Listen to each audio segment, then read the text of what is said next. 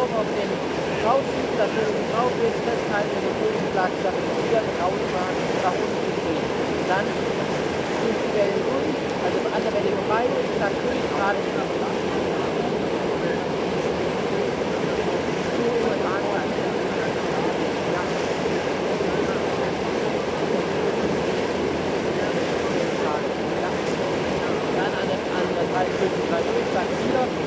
Wasser 5, muss man ordentlich aus, an der Welle vorbei, bringt davor rein, runter, dann auflösen.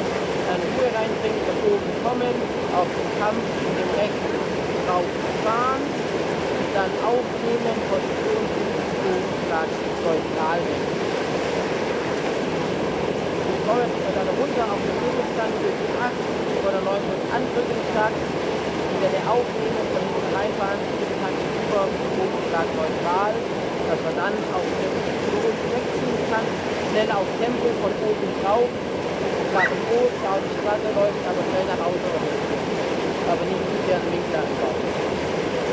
Dann am Stein vorbei, durch die 13 neutral normal durch, Start hin, drücken, Bodenschlag links rausfahren, über vorne surfen, raus, ziehen und dann durch die 15 und runter rechts links dagegen, dass man schön in das Tempo hat, an der 16 rüberkommt, dann an der 17 Start 10, Anfang runter, oder eben durch.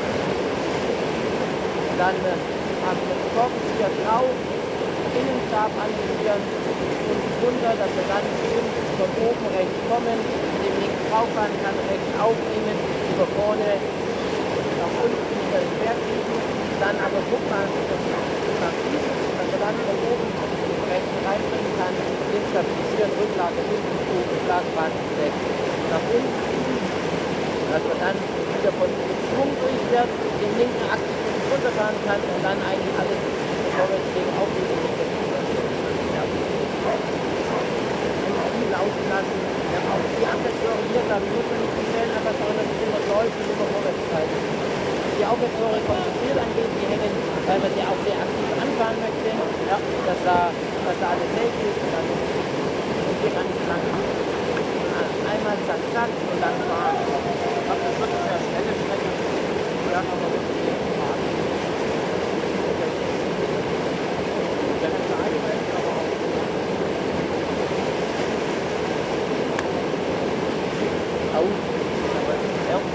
brauchst du deine Startnummer schon direkt? Nee, dann selber nicht mal vorbei. Okay, ja, dann sagen wir mal so. Zeit haben, wo ist direkt nicht vorbei. Alles gut, kein Stress. Ja. Bis gleich.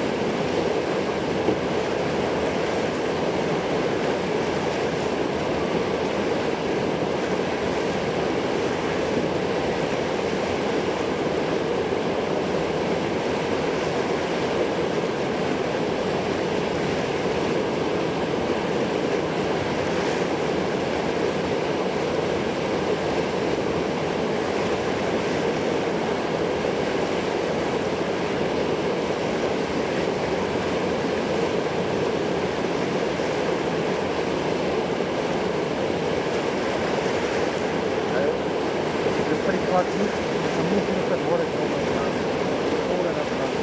tam trošku vrtne, trošku hôru sa pritlačiť, to už je rovina.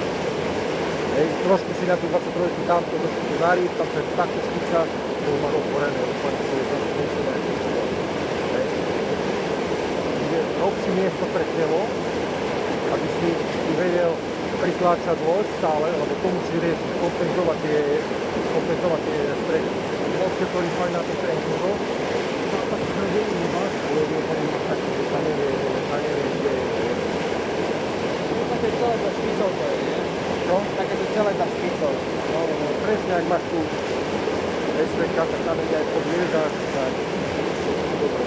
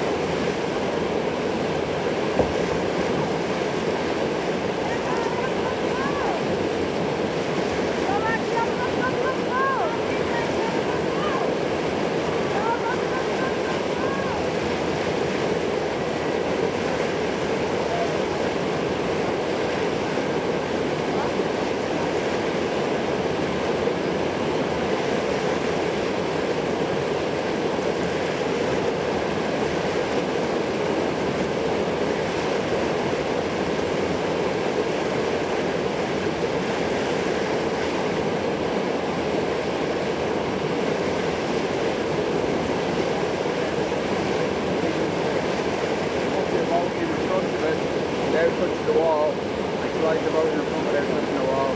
Just hold, like just flat edges. Put your blade raw. You don't need to try and squeeze it. Don't try and get it. Just hold it. As soon as the dip boat settles, exit. And the exit is over the front. Left it. Yeah. It's only like a tiny little push out. You don't need to. Yeah, right. Actually, not flat.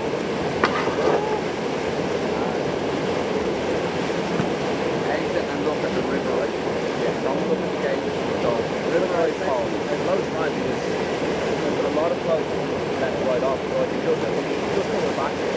Once I just take one of them, I'll see the effort. Maybe don't have that mentality that you move back to it. No. As soon as the water hits the stopper, it all pushes to the wall. Just go curl inside pole like that. Go straight at it and then left a little bit.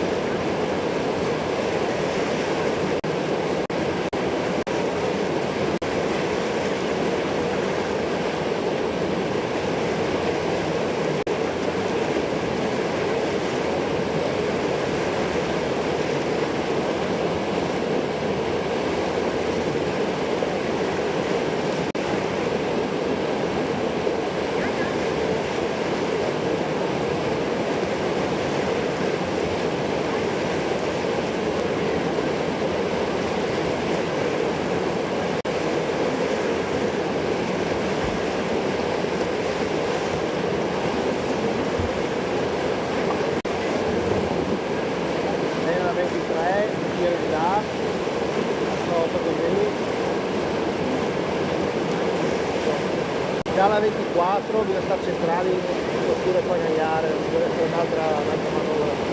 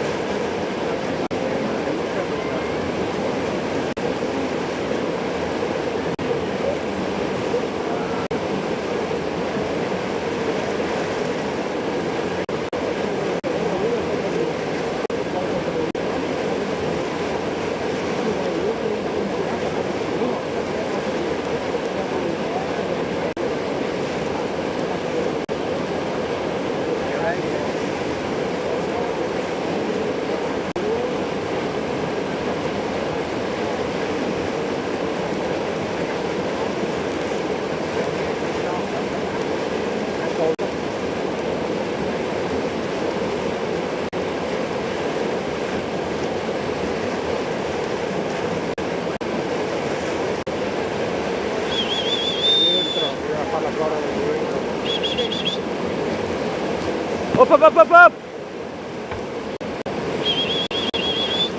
Vai, vai, vai, vai, vai, vai, vai!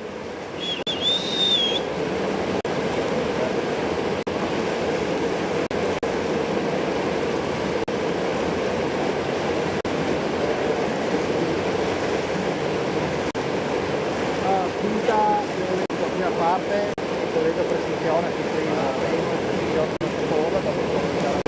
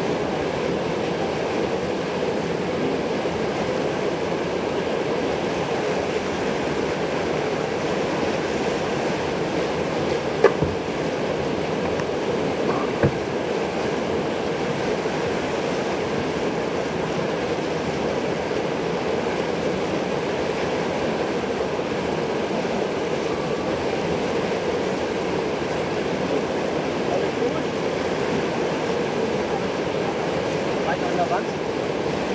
Ja. Ja, und wenn es festgestellt ist, es gleich von oben drauf mit der entsprechenden Kante.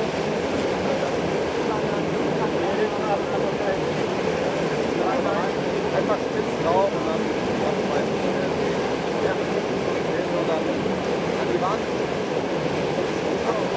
Schnell sein, schnell runterziehen. Ja. Hier bei Ihnen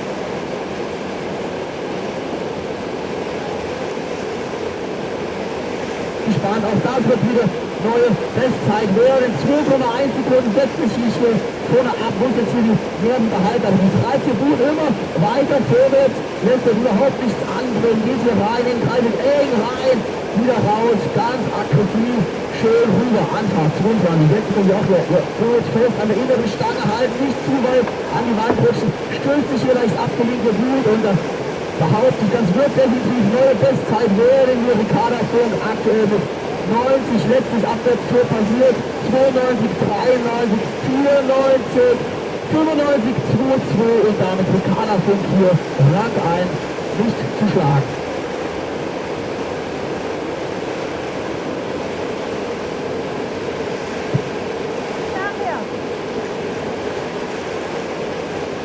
And the unofficial result is that the current Olympic champion takes first place with an incredible time of 95.22, followed by the current European champion from Italy, Horn Stephanie, third place Lilik Eleanor, followed by her sister Api Emily, and then we have the fifth place Vancouver Susanna from Slovakia.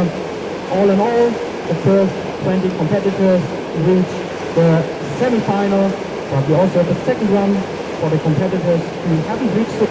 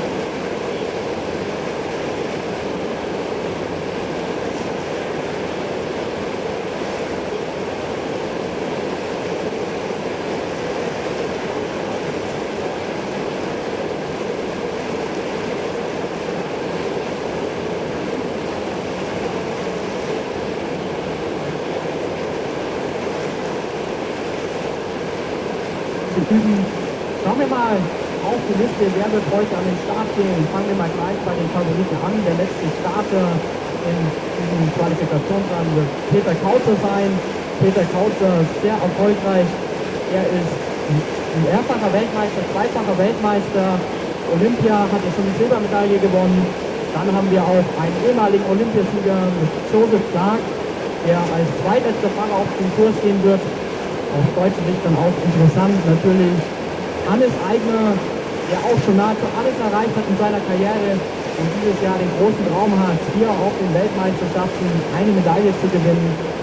Und das sind dann die letzten drei Fahrer. Dann noch jede Menge internationale Fahrer auch unterwegs, beispielsweise von Italien, Giovanni De Gennaro, auch bei der EM erfolgreich gewesen schon im Jahr 2021 und 2022, da war er jemals Zweiter und mit dem ist auch immer zu rechnen. Also es wird hochspannend und soeben wird das Qualifikationsrennen eröffnet von dem ersten Starter. Er startet für den Iran, das sieht man nochmal, wie international das Rennen heute ist und ist auf dem Weg jetzt in der ersten Passage. So. Now we are seeing the qualification run, K1 man, and the first competitor is on his way to the Q4 below the bridge. It's from Iran, Fatapur Ami Mohamed, and he handled the first section well so far. Tries to find a safe line to gate number 8 and 9, using the backwards option. And let's see whether he can handle also the lower part of the course. But in the upper part of the course, so far, he is clean, no penalties for him.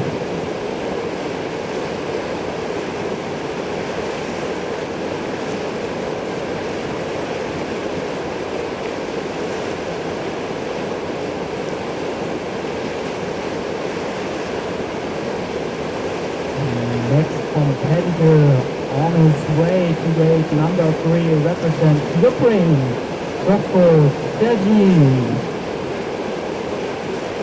And he is on his way to the middle part of the course.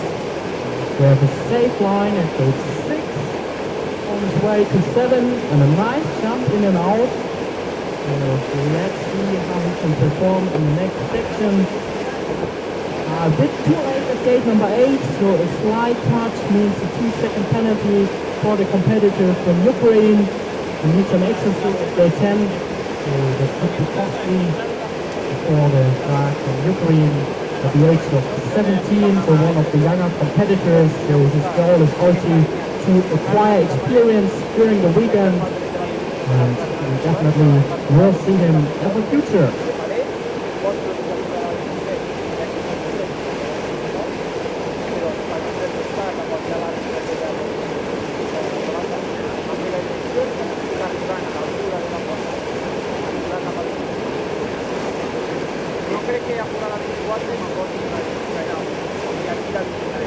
Aus deutscher Sicht dann wird es erst einmal spannend, ca. 9:19 Uhr. Das wird dann der erste Louis sein, der im vergangenen Jahr schon bei der Europameisterschaft im Juniorenbereich teilgenommen hat. Und dann gefolgt von Dietz Joshua. Er ist der 12. bei der U23-EM im Jahr 2021 gewesen. Er möchte auch jetzt an diesem Wochenende beweisen, dass er hier auf dem Augsburger Eiskanal unheimlich schnell sein kann. Und dann um ca. 9:47 Uhr wird Bremer Tim an den Start gehen, der auch ebenfalls schon im U23-Bereich international unterwegs gewesen ist im Jahr 2021, bei den Europameisterschaften und den Weltmeisterschaften teilgenommen hat. Und dann warten wir dann auch längere Zeit dann auf die nächsten Starter. Das wird dann Hegenoa sein. Hegenoa, der bei der letzten WM den 5. Platz herausfahren konnte, der definitiv auch große Ziele haben wird für diese Weltmeisterschaft, dann dicht gefolgt von Henk Stefan. Henk Stefan, der sowohl im Kanu-Slalom sehr erfolgreich ist, aber auch im Extrembereich sehr gut unterwegs. 2019 war er der Weltmeister beim Extremrennen. Von ihm können wir auch jede Menge erwarten. Und dann aus deutscher Sicht der letzte Starter wird Hannes Eigner sein. Hannes Eigner, der Lokalmatador, der hier quasi aufgewachsen ist, der bei den Olympischen Spielen 2012 und 2020 Medaillen abräumen konnte. Weltmeister aus dem Jahr 2018. Also da bin ich schon ganz gespannt, wie der heute performen wird. Aber jetzt schauen wir mal gerade auf den aktuellen Status. Momentan gestartet mit der Nummer 68 aus den USA, Sharp Sam from the United States. Sharp Sam on his way to his qualification run. But to be clean and nice and tight line so far at gate 7. He tries to jump as good as he can at the whitewater section, a bit low at the skate, but now he's back on line preparing for the next difficult section from 8 to 9. During the last qualification table on women, we could see that definitely the combination from 8, 9 to 10 is one of the most difficult parts of the course. But so far he managed it well and is on his way to the next section, and he seems to be fit. He has the necessary endurance to power to the next stage from 13 up to 14. The man from the United States doing well so far.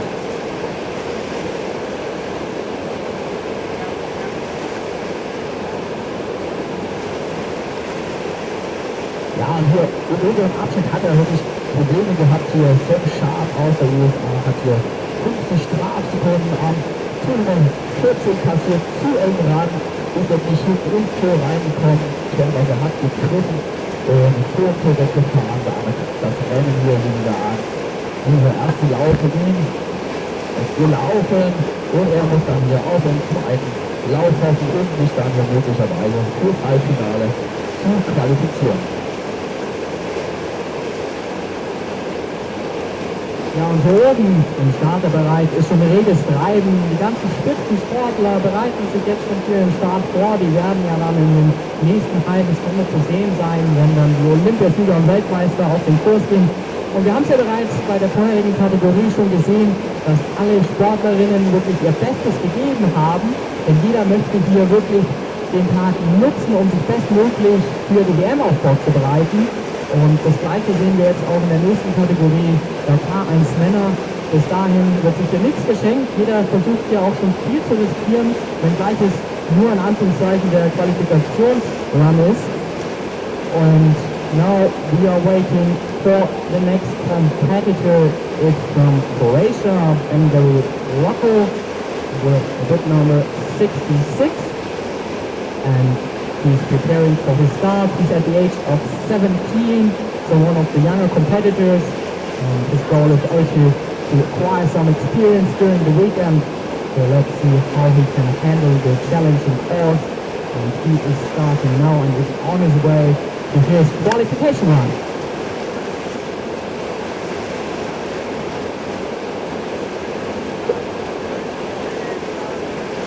Rocco Bengali hier mit 9,6 im unteren Abschnitt, zwischenzeitlich 9 Sekunden knapp vorneweg, wird er die erste Gewichtszeit in dem Rennen setzen können, sicherlich.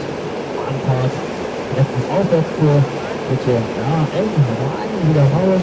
Das sieht hier wirklich gut aus für den Kroaten, der hier in der Anfahrt aufs Ziel ist und mit einer Zeit um die 100 hier anlaufen wird. Ja, unter 100 sogar und mit 97,01 hier aktuell vorliegt. Yeah, and the next leader from Croatia with a competitive time of 97 is Hungary Rocco. Let's see whether this time is sufficient, but it's definitely a suitable time for the next competitors. And the next competitor represents Germany is Ershik Lewis. And Ershik Lewis paddling now to gate number 1. And a nice entrance to number 1 with one stroke in and out. A promising start by Ershik Lewis, who is now at the sprint section. Ershik Lewis aus Deutschland, der im letzten Jahr 2021 bei den Europameisterschaften im Juniorenbereich teilgenommen hat, bereits auf internationalen Erfahrung gesammelt hat, sehr eng an Tor 7, fast etwas zu eng. Das sieht mir nach einer Berührung aus, das weiß er auch, dementsprechend attackiert er jetzt auch hier im nächsten Bereich, der hier schön zu Tor 7 rum und bereitet sich jetzt vor auf den nächsten Bereich zu Tor 11. Das sieht wieder vielversprechend aus, also er scheint wieder seinen Rhythmus gefunden zu haben, nachdem er hier an Tor 7 leicht gestraukelt hat, jetzt auf dem Weg zu Tor 14. Und der scheint geht ganz stark rein, raus, will ja aber zu viel, passiert hier Strafsekunden im unteren Abschnitt. Also nun ist hier zu viel gewollt am Tor Nummer 14, jetzt 17, 18, 19, Anfahrt zum Aufwärtstor 21. Also das hat hier wirklich im Mittelabschnitt wirklich zu viel geachtet. Du rutscht jetzt hier ein bisschen tief in 21 rein und wieder raus, rüber auf 22. Kommt jetzt gut rein, hält sich eng am inneren Stab, um eng wegzukommen, gelingt ihm gut, 23, 24, hat aber hier mit 6 Strafsekunden natürlich hier zu viel einfach im Gepäck, um dort am Ende ganz vorne mitnehmen zu können und mit einer Zeit von 102,07 läuft er hier ins Ziel ein. And the next competitor is from the United States, Boyard Wesley. And he is currently at gate 12 with the smooth line now preparing for the next section to 14. So far in the first part of the course, a solid run by the competitor from the United States. Now at the entrance and preparing for gate 15 and 16. So far it seems to be clean and he's preparing now for the lower part of the course. And he seems to be still powerful and he's followed by Mika from New Zealand. And he is really attacking the course so far. The guy from New Zealand at the age of 19, one of the younger competitors. And also he's a bit tight at gate 7, so unfortunately a touch with 2-second penalty from the guy from New Zealand. He is on his way to gate number 10.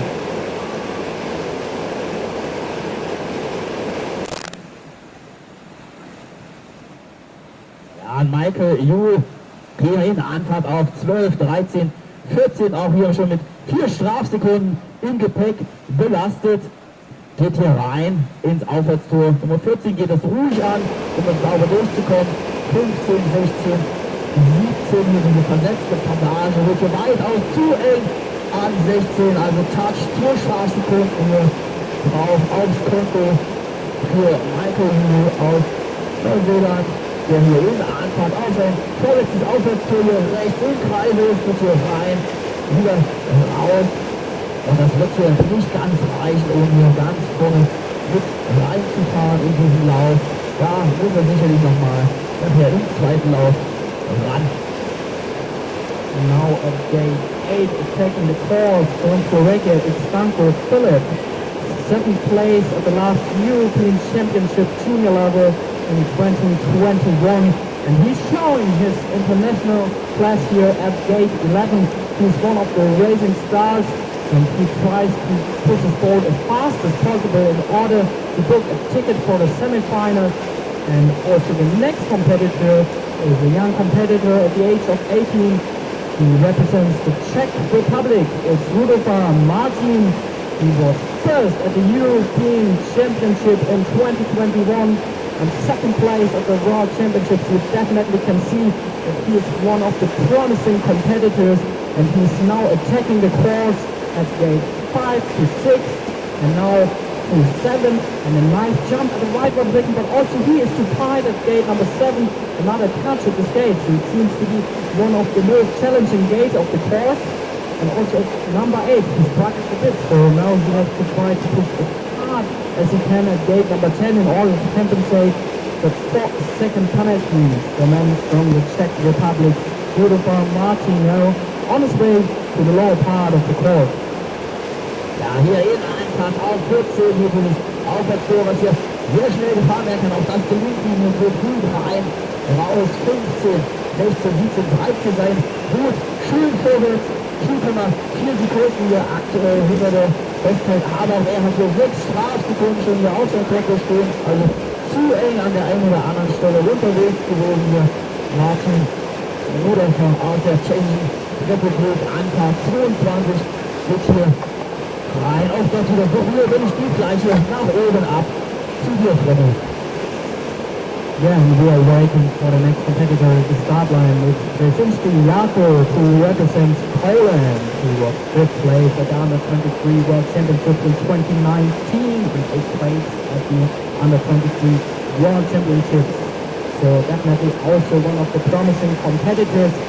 So far the current lead is set by Bengari Lako, who represents Croatia, with a good time of 97.01, followed by Stanko Philip from Slovakia. Also tight race, he has a time of 98.25, and 3rd place for Slovenia for Augsburg to Berlin. But let's say the current lead time is still beatable, and the next competitor is now at the first part of the course. It is guy from Poland, Brzezinski Jakub. He's at the age of 24 and is now on his way to gate number 7.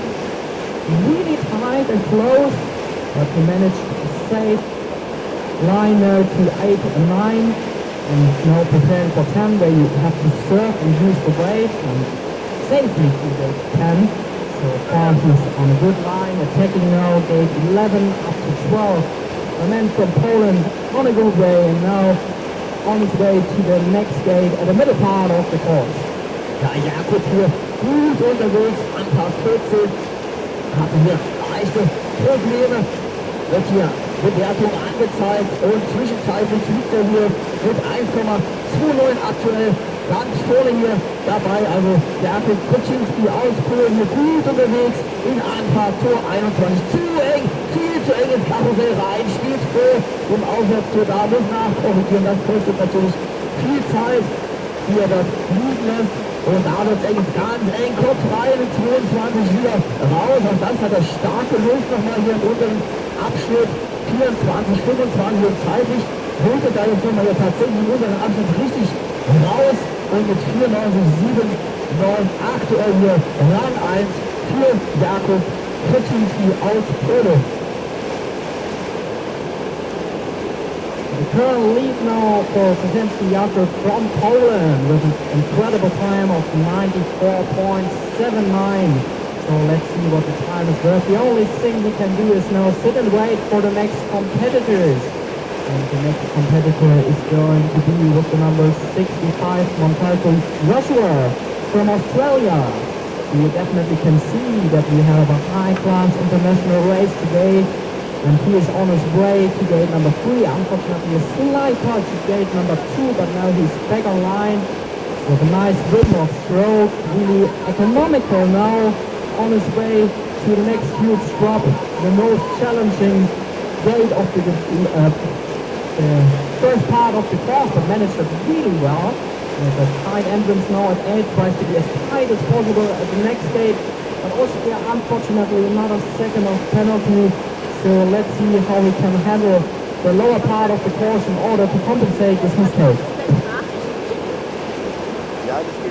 Der kommt jetzt hier in Anfang auf 12, 13, 14, lässt sich hier ruhig laufen, jetzt konzentriert sich hier nochmal Aufwärtstor, gut gefahren, mit weniger Aufwand und schnell durch hier, jetzt 15, Kopf kurz rein, lässt sich hier noch kurz von der Welle weiter versetzen, für 16, 17, zwischenzeitlich liegt er hier aber einfach zu weit weg, um jetzt noch irgendwas machen zu können. Und ich gebe zu viel nach oben bringen. Yeah, and the next competitor is from the United States, Sherman Jordan, and he is nearly behind at the sprint section, so he's with a powerhouse and is going now to the next section from gate 8 to 9. A little bit too tight there, but now back online to gate number 10. And also the next competitor, we can expect a lot because he is from Germany, and it's Pete Joshua, and he definitely knows how to handle an international level. He participated in the Under-23 European Championship, and he is now waiting for the signal in a couple of seconds. He is starting for his run. So Pete Joshua now with his first stroke to his qualification run, an incredible fast stroke attacking gate number 1 with 1 stroke in and out, and then he represents Germany, knows the course really well, and is now at the next sprint section.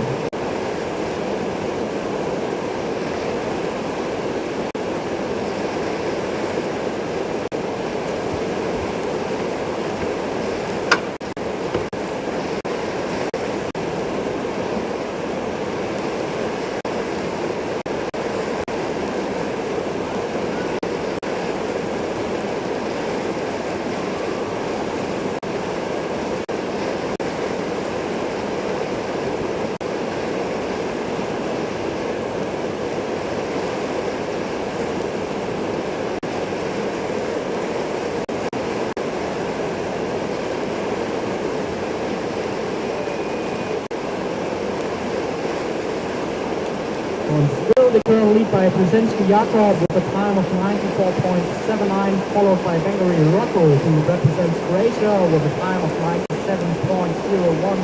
And the next competitor is on his way to his qualification run. And he represents Japan. It's Tanaka Yuki, who is now on his way to the huge drop below the bridge. And a nice jump on the whiteboard and really close, but unfortunately after that he struggled a bit. There was a bit of time there, but is now on his way to gate 8, try to find his rhythm of stroke now. Nice serve to gate number 10, the man from Japan. So let's see whether this run is sufficient in order to book a ticket for the semi-final. And he is now at the path from gate 12 to 13. Try to push his boat forward as fast as he can, aggressively to gate 14. And a nice move also there. So let's see how we can handle the last part of the course.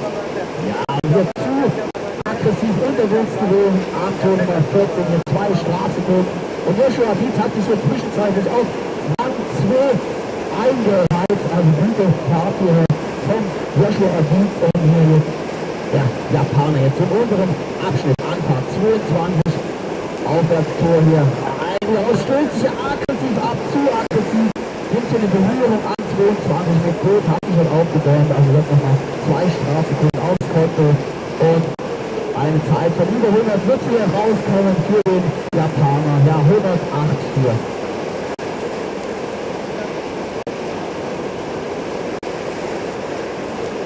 Yeah, and the next competitor is preparing for his run.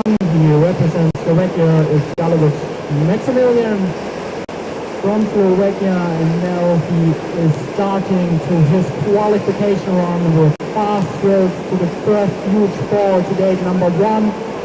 in and out with an incredible gymnastically move. Really nice by the man from Slovakia.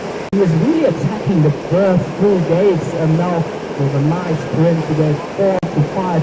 He definitely seems to be fit. He has the necessary power to sprint to gate 7. And let's see how he can handle this section. And also there, a nice line at gate 7 and handled the whitewater section really well. And then from Slovakia definitely knows how to use the current, and a nice line to gate number 10. And the risk line at 10 so far, he seems to be clean. So let's see whether this can be the next potential lead from the guy from Slovakia.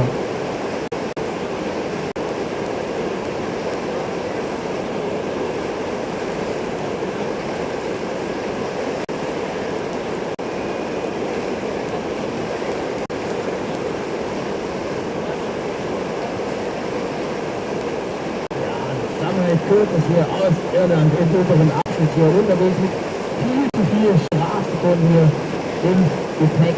Und wir schauen einfach mal nach oben zu Taylor Westphal aus den USA.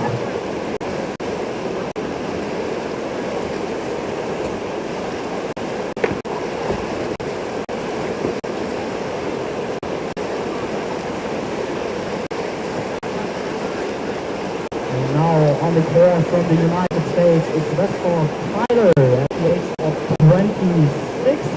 So far, a good line in the first part of the course. Now attacking the sprint section from 11 to 12. And the fluent style so far by him, now preparing for the next upswing gate. A risky line there. Aggressiv in 14, hat hier Probleme, muss der Kopf Stützen nachpassen, kriegt hier auf jeden Fall eine Bewertung aufs Konto drauf hier. Taylor Westphal im Abschnitt 16, 17, Zwischenzeit 7,8 Sekunden knapp hier. Hinter der Bestzeit, das wird nicht mehr für ganz schöne erreichen, also zu aggressiv hier unterwegs gewesen, hat er Zeit verloren am Tor Nummer 14 und ich gebe zu viel nach oben ab zum Startbereich. Ja, und bis dahin sehen wir schon, dass der Kurs seine Tücken hat, also gerade im Bereich vor 7 gab es schon viele Probleme, also wirklich nicht einfach, da pulsiert das Wasser und da gab es schon äußerst viele Berührungen, aber der nächste Fahrer hat es ja gut gemanagt, ist jetzt im Bereich Super 11 mit der Nummer 49 Corpus Ren von Croatia. Ja, Ren Corpus hier unterwegs in Anfang auf 13, 40 gegen gut Rundschlag. Ein wieder raus, eine saubere Fahrweise am Augsburg Nummer 14, 15, 16, 17, 13 geht hier immer schön weiter vorwärts, Zwischenzeit 2 Sekunden, hier noch der Bestzeit aktuell hier hinterher für Renkorpus aus Kroatien, geht hier rein in 21 wieder raus mit einem Zugschlag, letztes Aufwärtsführung, mal sehen, ob er sich hier gut und eng halten kann, Olympisch ist zu eng an 22, dann wird nochmal 2 Strafsekunden hier aufs Konto von Kroatien drauf und er wird die Bestzeit hier nicht mehr attackieren können mit einer Zeit um die 100 wird er hier gleich ins Ziel einlaufen und mit 101 Zeit läuft hier weiter. And the next competitor represents the United States. It's Joseph Joshua, one of the racing stars in the international circuit, 8th place at the World Cup in Pole. So he definitely has the skills to perform in the senior level, and he's now at the lower part of the course at 17, and he definitely has the necessary endurance also to power down at the last part of the course. So far, a promising run by the guy from the United States, followed by Canoe-Kayak from France, now at gate 6, and also preparing now for the challenging part of the course, gate 7. A nice and clean run so far by the French competitor. Und wir kriegen hier möglicherweise gleich eine neue Bestzeit hier von Joshua Joseph aus den USA. Ja, 0,72 Sekunden setzt er sich hier nach vorne ab mit 94,07 hier. Neue Bestzeit hier für den US-Amerikaner.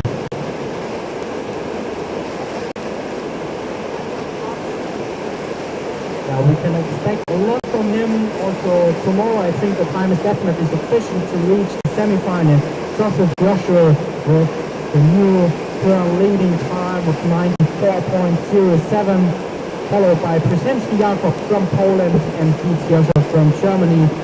I think all these three competitors, it seems to be realistic that they can take part at the semi-finals tomorrow. But now let's keep an eye at the next competitor. It's Macri Alistair from Ireland. And he's at the age of 24, one of the younger competitors in this field and preparing for gate 7. Tries to be as high as possible at this gate. And now to the difficult combination to 8 and 9. So far he looks even composed in the right water section and the fluent style at gate 7. Now sprinting to gate 11 to 12. A solid run so far. Seems to be a clean run. So let's see how he can handle the rest of the course. But I think if he can hold this level, he can reach the semi-final.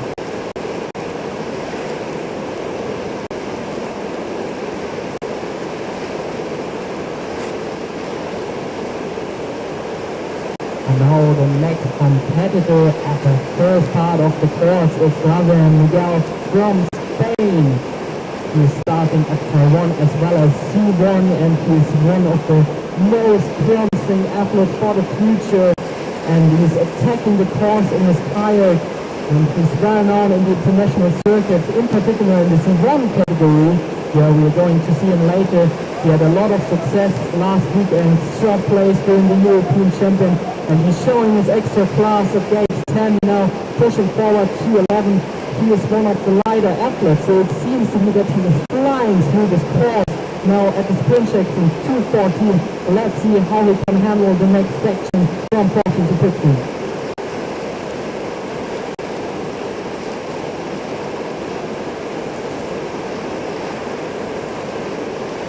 Ja, und hier eure beste Zwischenzeit hier. Michael Trump aus Spanien wird gut unterwegs, 21 für gut eng rein, der Raum lässt hier laufen, einfach auf zu Anfahrt 22. Das Tor geht eng rein, zu eng, ein bisschen nachkorrigieren und wir schauen mal, zeitlich liegt er auf jeden Fall noch vorne mit dabei, kann nur vielleicht die Bestzeit attackieren und letztes Abwärtstour gelaufen, die letzten 3, 4 harten Schläge geht er hier rein und nicht möglich, vorne mit reingefahren, 0,06 Sekunden hinter dem Erstplatzierten aktuell, also Rang 2 für den jungen Spanier. Yeah, and the current status is, the current leader is from France, Peru, Noé, with a time of 93.57, followed by the competitor from Spain, Javier Miguel. He competed really well during last weekend, and I think we can expect a lot of him during the weekend, as well as from Joseph Joshua from the United States, who's currently at third place with a time of 94.07. Now I'm looking forward to the next competitor. It's Canoe-Kayak from Slovakia. This country is well known for world-class athletes, and he is also showing his class at the first part of the course now, sprinting to grade 7. He's stuck there a bit in the way, but there's no beggar line to the combination from 8 to 9, and then he has to surf to gate 10, the next upstream gate, managed it well so far. Then he needs an extra stroke, lost a little bit of time, but now he's beggar line at gate 11, the man from Slovakia on his way to the next part of the course, powering to gate 14. Ja, und der geht jetzt rein in Anfahrt auf 14 hier, kommt das gut an, lässt hier laufen, braucht trotzdem 2, 3 Schläge eng an 15, 16, gerade Fahrlinie, lässt sich dann gut schön nach oben stehen, Richtung Ziel, also gute Zeit, zwischenzeitlich hier aktuell allerdings 6,6 Sekunden hinterher, also das reicht definitiv nicht hier für den vorderen Rang, da muss er sicherlich im zweiten Rennen vielleicht nochmal Rang auch nochmal berühren, also Touch hier am Tor Nummer 21, 2 Straßsekunden drauf und ich gebe nach oben zu dir, Freddy. Yeah, and our next competitor is from Belgium, and the Belgian athlete is now at gate 10. He participated in the last Olympic Games, and he's showing his class so far in the middle part of the course. Tries to be fluent and smooth with economical strokes on his way. Let's see how he can handle the next section, and he is followed by the Lionello Marco, who represents Italy. And Lionello Marco, he was 6th in the World Championship under 23 in the year of 2017. And a solid start so far by the sportsman from Italy. Let's see how he can handle the next section. We still have the current leading time of 93.57 by Perron from France. But now it's getting interesting whether the next athletes can beat this time. I think it's still beatable, and there are still a lot of incredible athletes.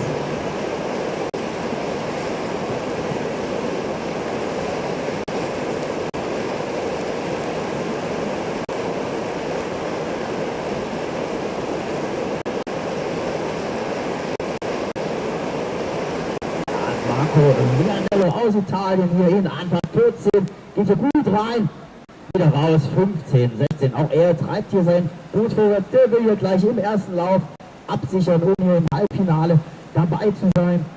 Schauen wir mal, zwischenzeitlich 4,5 Sekunden aktuell hinterher, da muss er sich aber noch ganz schön sputen und ranhalten, dass er das auch hier sichern kann, gleich im ersten Lauf. Also Anfahrt zum letzten Aufwärtstour hier für den Italiener, hält sich hier schön eng an der inneren Stange, geht jetzt runter Richtung 24, 25, treibt sein Boot immer weiter vorwärts. Also der weiß hier, er muss schnell fahren, um hier möglichst weit vorne reinzukommen, um sich vielleicht noch mit gleich reinzufahren. 8,97,75 aktuell Rang 10 hier für Marco Vianello aus Italien. Yeah, and the next competitor is Valen Fredrik from Sweden. He's at the age of 33, so definitely one of the more experienced guy in the field. And so far he's showing his experience also at the middle part of the course from 15 to 16. So far a solid line, seems to be a clean run so far. So let's see whether this is sufficient for the semi-final, and he is followed by the next competitor from Japan, and this is Yuku Yusuko, and he is at the age of 20, so compared to the Sweden athlete, he is definitely younger, and he is trying to acquire some experience during the weekend, and he's now at gate 7, a nice and fluent style so far. He looks composed at the next section and preparing now for gate number 10, so I'm curious how he can manage the next section of the course. Der Japaner jetzt hier in unserem Abschnitt angekommen. Anfahrt 13 und ruhig an 14. Ran lässt hier laufen, versucht hier einfach den Ball zu nutzen. Gelingt ihm gut, treibt sein Boot jetzt hier weiter vorwärts. 15, 16, auch er lässt sein Boot hier möglichst Richtung Ziel stehen. Jetzt hier zu quer und dann auch schon passiert 2 Strafsekunden hier aufs Konto mit drauf von Yusuke Muto aus Japan.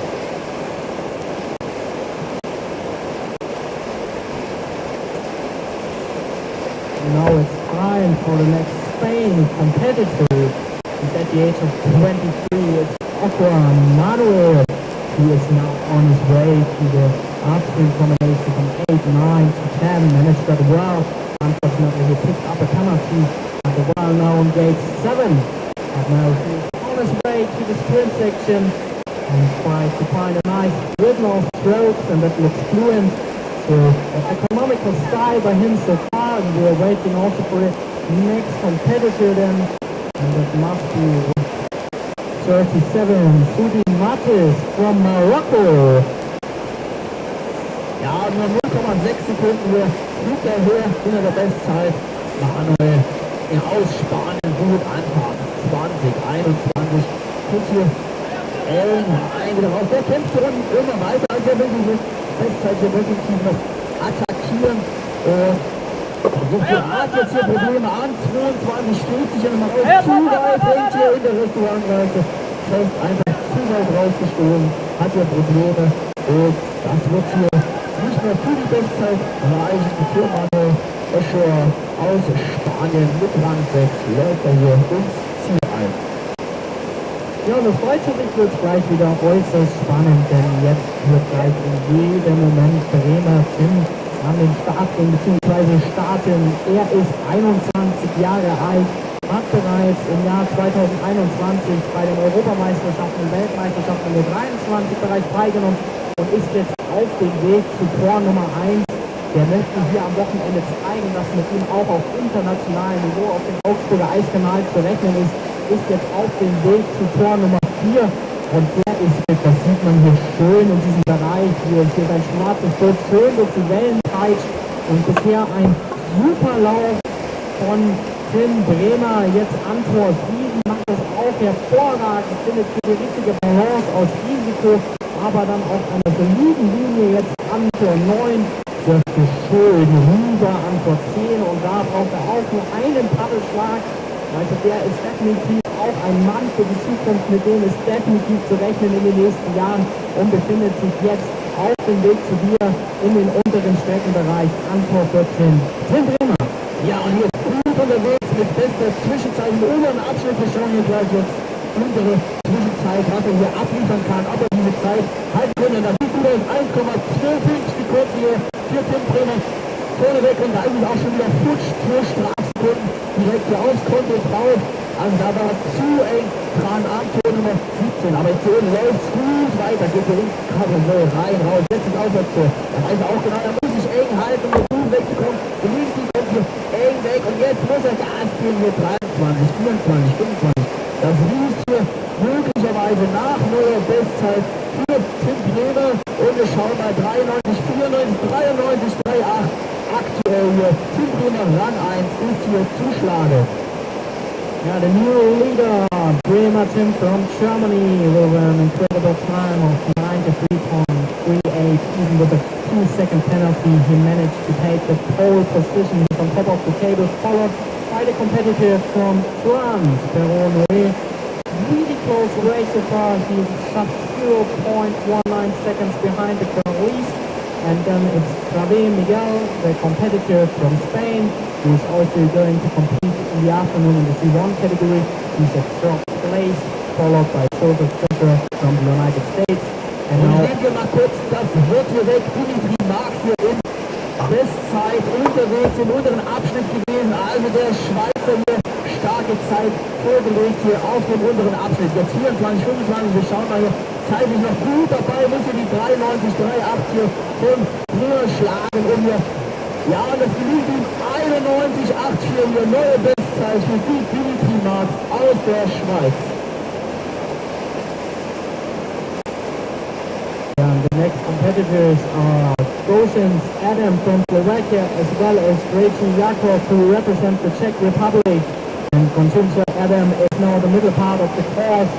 At the European Championship last week, he was 8th, so definitely athlete that can perform under the senior level and is on his way to the lower part of the course. And Krejcik Jakub from Czech Republic is now on gate 4, and he is a participant of the World Championship under 23. In 2018, he was 5th place and is definitely one of the rising stars at the age of 20. And is on his way to the middle part of the course.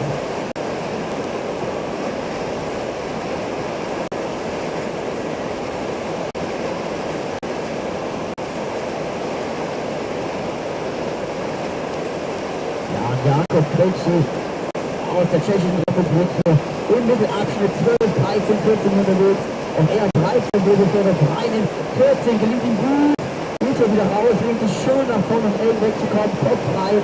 15, jetzt Anfahrt 16, 17, 18, auch das linkt die gut, treibt und dort vorne, da sieht man dann gut Fahrweise auf, 2,8 Sekunden aktuell hier hinter der Bestzeit, hat aber auch 2 Strafsekunden hier im Gepäck, und das rein 21, 122, letztes Aufwärts, auch hier heißt hier eng am inneren Stab halten, gut und eng wegzukommen, aber nicht zu eng, ist er dran, 2 Strafsekunden hier wieder drauf für den Tschechen. Und das wird nicht mehr für Bestzeit reichen für Jakob Krejcik aus der Tschechischen Republik mit 97, 72, Rang 14.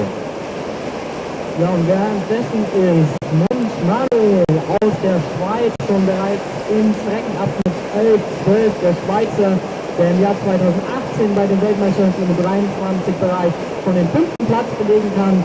Er ist 26 Jahre alt, jetzt im unteren Streckenbereich, Auch er möchte natürlich heute nochmal für den Handball proben und zeigen, dass er hier auf dem Eiskanal auch mit ihm zu rechnen ist.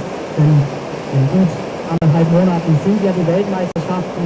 Da möchte heute jeder nochmal zeigen, was er drauf hat und schauen, wo er steht. Und jetzt im oberen Streckenbereich gestartet mit der Nummer 31, Pepe Benjamin aus Australien. Pepe Benjamin from Australia on his way to the middle part of the course. At gate 7, tries to be as tight as possible in and out. So he made a mountain of time at this gate. It was one of the fastest lines we've seen so far. And is now on his way to gate 7 and also here in and out. So this looks really promising in the section. So if he can hold this level, this will be probably one of the fastest runs so far. Ja, Benjamin Pope hier im unteren Abschnitt ankommt. 13 geht hier eng rein auf 14, sehr, sehr eng, kurz rein hier raus. Das war wirklich schnelle Fahrweise hier von dem Australier. Und zwischenzeitlich liegt er hier aber 4,36 Sekunden dahinter. Also war scheinbar nur die 14 sehr gut, aber irgendwo wird er da Zeit liegen lassen haben. Und wir schauen nach oben zum Brasilianer Mathieu Desnos.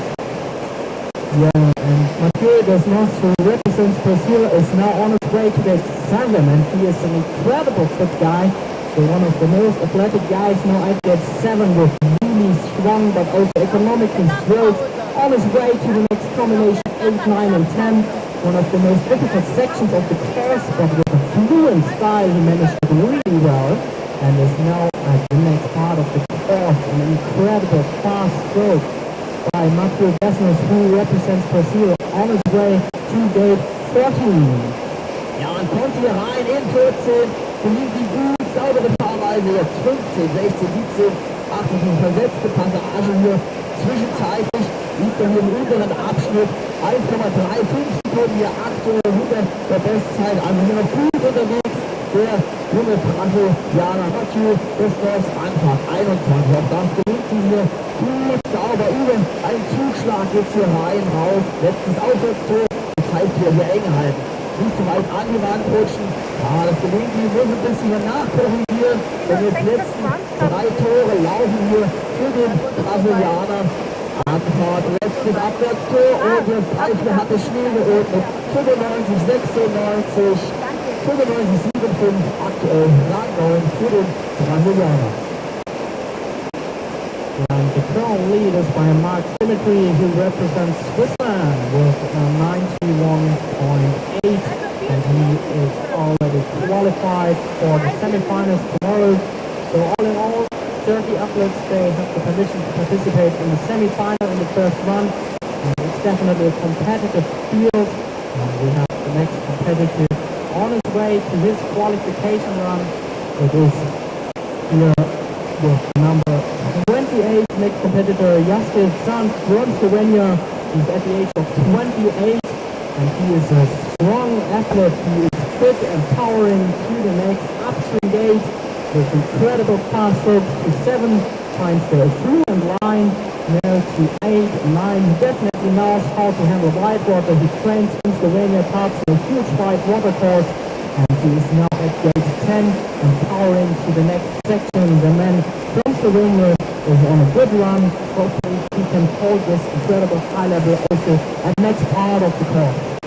Ja, Zahnjagse aus Slowenien hier unterwegs. Anfahrt 14, kommt ja auch gut rein. Lässt hier laufen, hat ein bisschen Probleme bei der Ausfahrt. Ringkit fest jetzt 15, 16, gut. Wir schauen hier auf diese Zwischenzeit im unteren Abschnitt hier mit 4 Sekunden aktuell dahinter. Also hatte 4 Sekunden im oberen Abschnitt irgendwo verloren. Zahnjagse aus Slowenien, Anfahrt 21. Läuft auch nicht ganz optimal, kommt aber eng weg hier auf 21. Jetzt heißt man mal festhalten davor, denn ich bin schon mal nach oben zum Schweizer Celindo Chiarello. Ja, und der Schweizer, der macht das bis dato sehr souverän im oberen Streckenbereich, befindet sich jetzt an Tor 8. Ja, und das Level, das wird jetzt immer höher.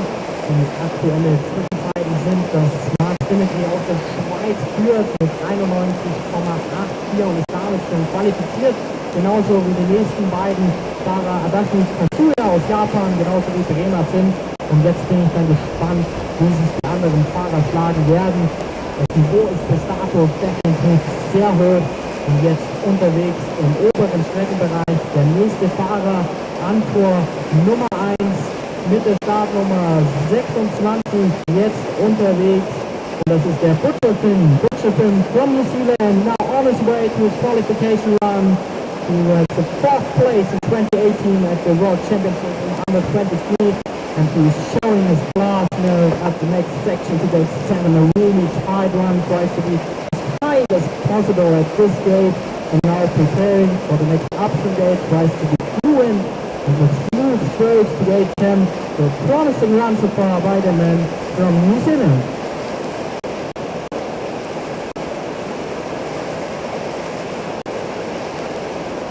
Finn Butcher hier im unteren Abschnitt 12, 13, 14. Jetzt geht hier rein in die Reifen, aber so ganz stark hier eng ran auf Rundschlag, geht hier wieder raus auf eng 15, 16. Jetzt schön akustisch hat er das hier gemeistert und Zeit 0,39 Sekunden, 100er Bestzeit, also für Finn Butcher aus Neuseeland ist hier noch alles offen. Der kann sich hier ganz vorne jetzt noch mit reinfahren, geht eng an den Kreisel ran, aggressiv, ist schon wieder raus. Anfang 22. Jetzt heißt es hier eng halten, touchiert hier mit der Spitze die Wand mit dem Paddel das Tor, also dort 2 Strafsekunden oben drauf.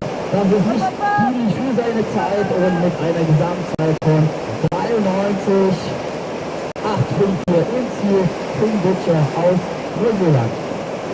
Now in the middle part of the course, it's from Slovenia, Kuda Marusic with at the age of 25. Now at the sprint section to 12, powering to gate 14. So far a solid start by the competitor from Slovenia, who is followed by from Salves Pedro, who represents Brazil. Last year he was 10th at the World Championships in 2021. So definitely a guy who can handle the senior level and perform under pressure. And he's well known for his aggressive style. And look at this, he is sprinting to gate 4. Pedro Gonzalez now on his way to the next huge drop to gate 7. And let's see how he can handle this. Also there he tries to be as tight as possible. So far an incredible run. He is really attacking the course and on his way to the next option gate number 10. And he tries his best in order to reach the semi-final. The semi-finals that are going to take place tomorrow. But so far it looks absolutely promising by the man from Brazil. Ja, Pedro kommt also in Anfahrt auf 14, geht hier gut eng rein, wieder raus, also ganz stark, du hast viel Schwung mitgenommen, schießt hier wirklich extrem schnell raus, aus 14 ist schon wieder in Anfahrt auf 17 unterwegs. Zwischenzeitlich liegt er hier 2,6 Sekunden dahinter, hat aber hier 4 Strafsekunden im Gepäck, das heißt zeitlich war er wirklich gut und stark unterwegs, aber einfach zu viel berührt hier, also diese Strafsekunden brechen ihn hier möglicherweise am Ende noch ganz genug sozusagen, geht hier rein in 22, ja, hatte gleiche Probleme jetzt, also hängt das ein bisschen fest, am letzten Aufwärtstour 23, 24, 25, der gibt jetzt hier nochmal Gas, der weiß, der muss hier 4 Strafsekunden rausfahren, das wird ihm nicht ganz gelingen und mit 95, 4,6 aktuell Rang 10 für den Brasilianer. Ja, und jetzt wird es immer spannender hier oben. Man sieht es, es sind Weltklasse-Fahrer jetzt nur noch am Start. In wenigen Minuten wird dann auch der ehemalige Olympiasieger Torben Flag an den Start gehen, genauso wie Hannes Eigner, der Medaillengewinner der letzten Olympischen Spiele. Da bin ich absolut gespannt. Und jetzt gerade soeben gestartet der nächste Athlet aus Neuseeland, Gilbert Callum from New Zealand, on his way to the first gate and is attacking gate 1 and now at gate 2 to 3. A solid performance so far by the guy who represents New Zealand, Gilbert Callum. He participated in the last Olympic Games and he is showing his world class at the first part of the course, and now he is at a huge drop and a nice jump at the wide water section. So far he seems to be absolute. Ja, da haben wir eine neue Bestzeit, 89,92 von Timothy Anderson, der immer hier irgendwie durch die Lappen gerutscht aus Neuseeland. Also neue Bestzeit hier, 89,02. Der Junge war hier ganz stark untergegangen. Also die erste Zeit unter 90 wurde hier gesetzt und ich bin gespannt, wo das Ganze hier noch hingeht. leading time set by Anderson Timothy, who represents Australia, with an incredible time of 89.9. It was a clean run, no penalties, followed by Mark Timothy. And now on the course with the number 21 from France, Macron. And he was in 2019 a second place at the Under-23 World Championships. And he definitely has the skills to perform at the huge wide water section with one stroke in and out at gate 7. Now preparing for the next combination from 8 to 9. And finds a nice rhythm of strokes safely to gate 10. A little bit too tight there, lost a bit of time, but now he's back online at gate 11. The man who represents France on a good way to depart to gate 14. Let's see whether he has the necessary endurance in order to power down the last part of the course. Kommt er gut rein in 14, 15, 16 der Franzose. Und zwischenzeitlich liegt er nur 2 Sekunden aktuell dahinter. Also muss er nochmal Gas geben auf dem unteren Abschnitt. Das versucht er hier 19, 20. Und so gut rein in 21 in den Kreise. Rundschlag rein, raus. Also kraftvolle Schläge hier vom Franzosen. Franzosen hier gut unterwegs. 22, kämpft sich hier raus. 23, 24, 25. Gibt jetzt hier Gas, will ja auch diese 90 Sekunden attackieren. Und es wird ihm nicht ganz gelingen mit 91, 6,5 als zweiter läuft er hier aktuell ins Ziel. And now it's time for the next competitor from Italy, Rider Sino. And he's on his way to gate 11, well known for his incredible technique. He looks so composed, even in the right water section. He handled that really well. Now at gate 14, a promising start from the guy from Italy, who's now in the middle part of the section, followed by Ranger Benjamin, who represents France. He's one of the more experienced guy of the field at the age of 32, and he is now at gate number 2 and well known for his attacking style, and he is really flying through the next section from 4 to 5 with his yellow boat. He tries to push forward as fast as he can, and is now at the difficult gate number 7, but it seems to be sufficient in order to reach the tomorrow's semi-final if he can hold this level down in the lower part of the course.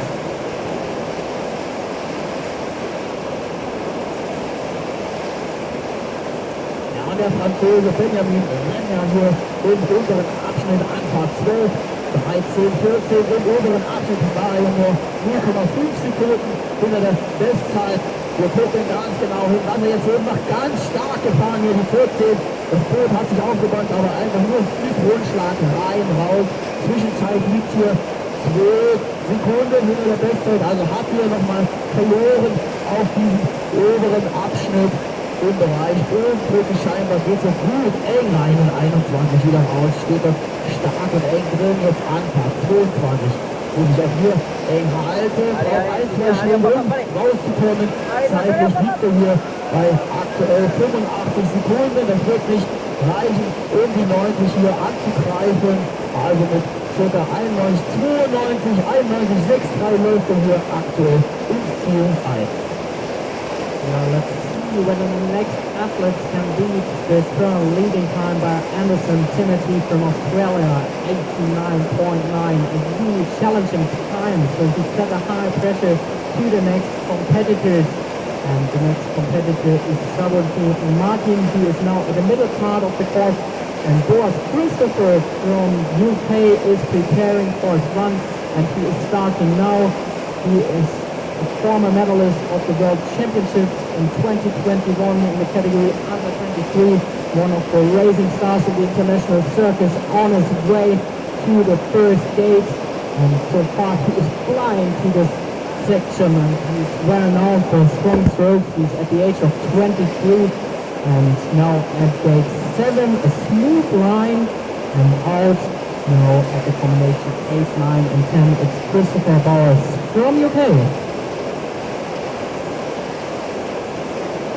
Christopher Bauers hier Anfahrt 11, 12, 13. Obere Zwischenzeit lag er ganz knapp vorne weg. Das heißt, von ihm ist er möglicherweise mit neuer Bestzeit jetzt zurechnen. Anfahrt 12, 13, 14. Gut hier.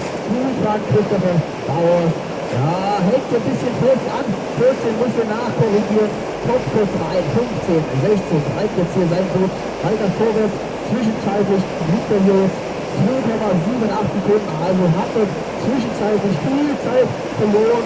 Über 2 Sekunden hat er das liegen lassen. Der vierte geht jetzt hier rein in 21. Rüber auf 22. Eng halten heißt jetzt am inneren Stab. Ja, gelingt ihm Schießen. Versucht sich abzuschieben. Gelingt nicht dann. Verliert auch dort nochmal etwas Zeit im unteren Abschnitt. 2 Strafsekunden werden auch hier noch angezeigt bei Christopher Bauer. Und die Zeit für 90 wird auf keinen Fall mehr schaffen. Und wir gehen nach oben zum Italiener Marcello Beda. Yeah, and Beda Marcello from Italy on his way, the middle part of the course, and he has been attacking the course so far. He is the silver medalist of the last World Championship, so we definitely can expect a lot from him during this weekend as well as during the World Championships next month. So a promising run so far by him. And now the next athlete is starting now, and this is Hagenauer, who represents Germany. The local hero is now on his way to the number 1 and really attacking the course with fast strokes. He is well known for his aggressive style, and he definitely can handle this.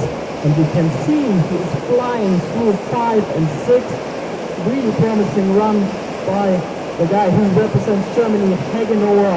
Last year he was 5th place during the World Championships in 2021, and now an aggressive line at the next combination. So I'm curious whether he can hold this level also at the next stage. It is Noah Hegge.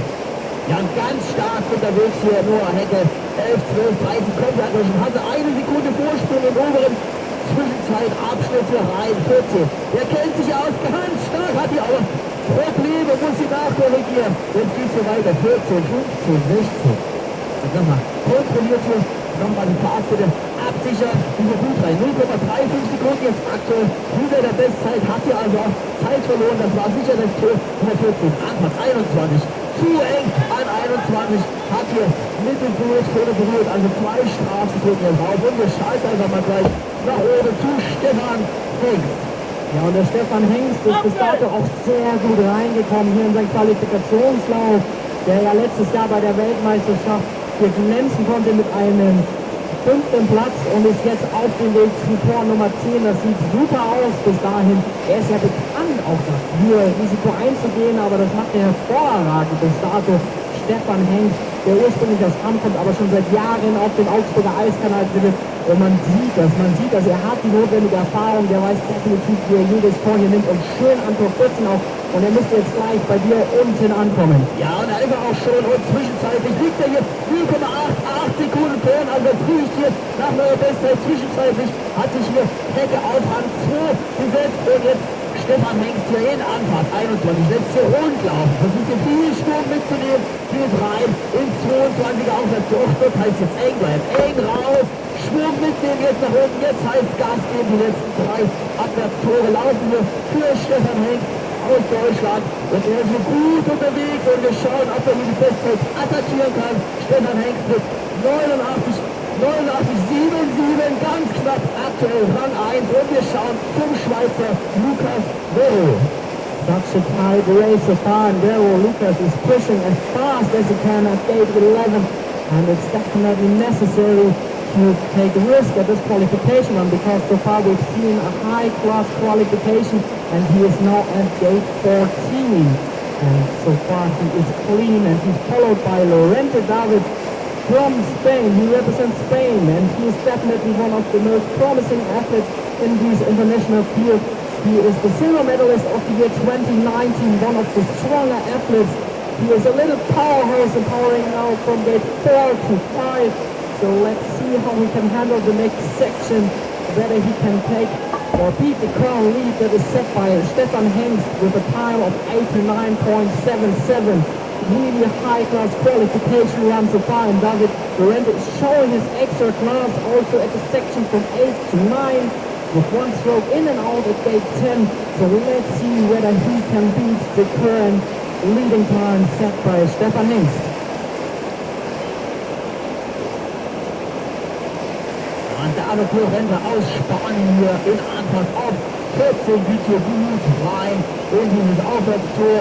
Aber geht es hier ruhig an, also nicht zu aggressiv. Der lässt dann gut hier laufen. Zwischenzeitlich liegt er auf jeden Fall hinterher 3,2 Sekunden hinter Stefan Hengst sozusagen. Und wir gehen mal nach oben zu Darius Petrela aus Polen im oberen Abschnitt unterwegs.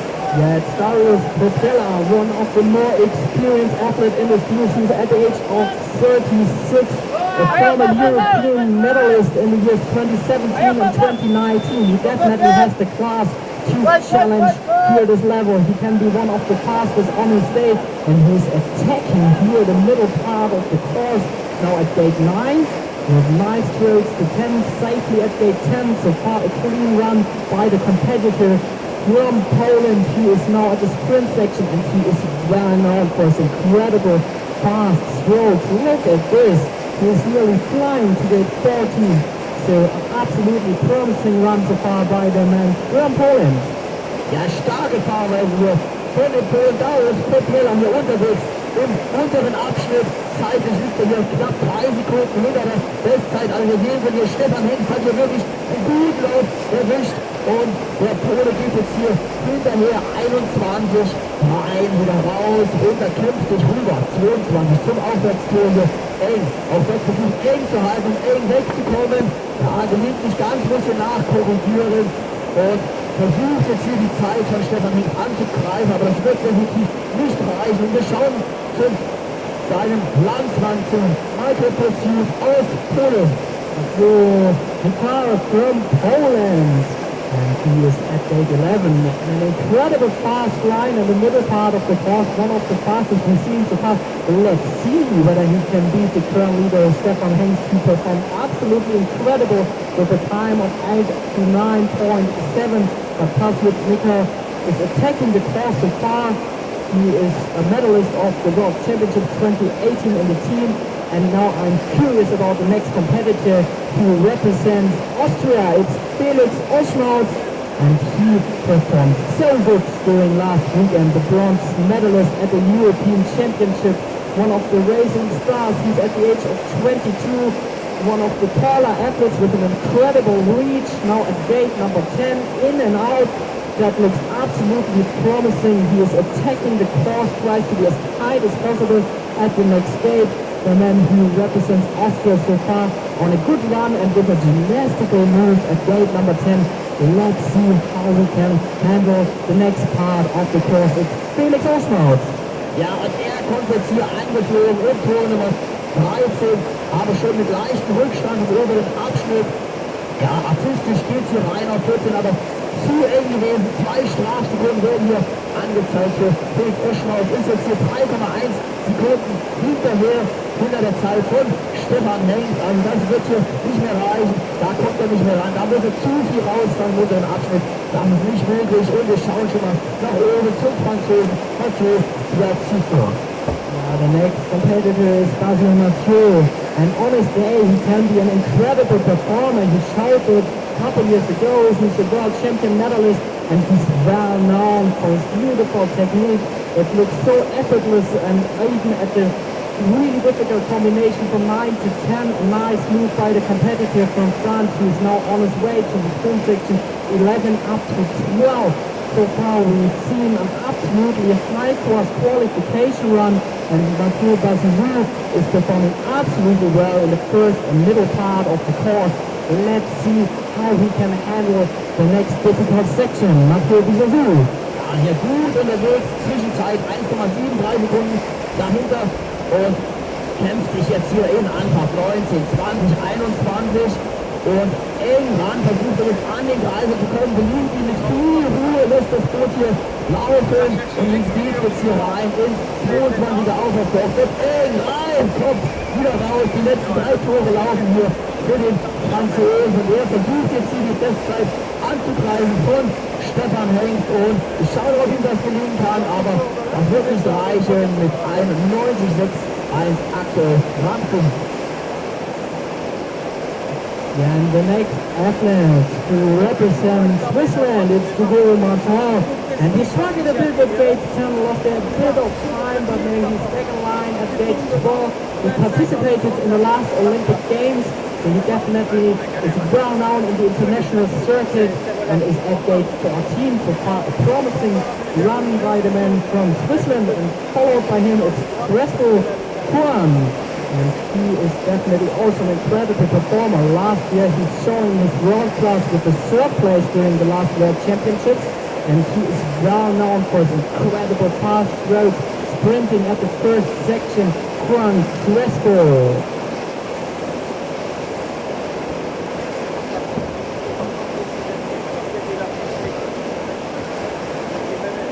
And we still have the current lead by Stefan Hengst with a challenging time of 89.7. Let's see whether the athlete from Spain can take the current lead.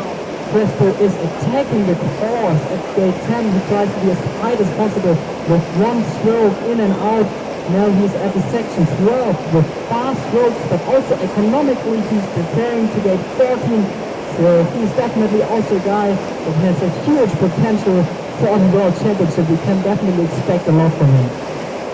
John Crespo im unteren Abschnitt angekommen, aber er mit 3,7 Sekunden dahinter kassiert hier jetzt nochmal 2 Strafsekunden auf sein Konto drauf. Also das wird nicht reichen für den Spanier, um hier ganz vorne mitzureden. Und dann ist nochmal passiert und ich gebe einfach nach oben ab zu Lucien Crespo, zu dir, Freddy. Yeah, and Lucien goes he's on a good run so far, a solid start. Tries to find the fluent line in order to get his ticket for the semi-final with one stroke at gate 9, a nice stroke to 10. So Lucien the fourth, who represents Australia on a promising run, and he's followed by Giovanni De Gennaro. And Giovanni De Gennaro, who performed so well during the last European Championship. He was at second place, and he's well known in the international circuit, and on his day he can be sometimes unbeatable.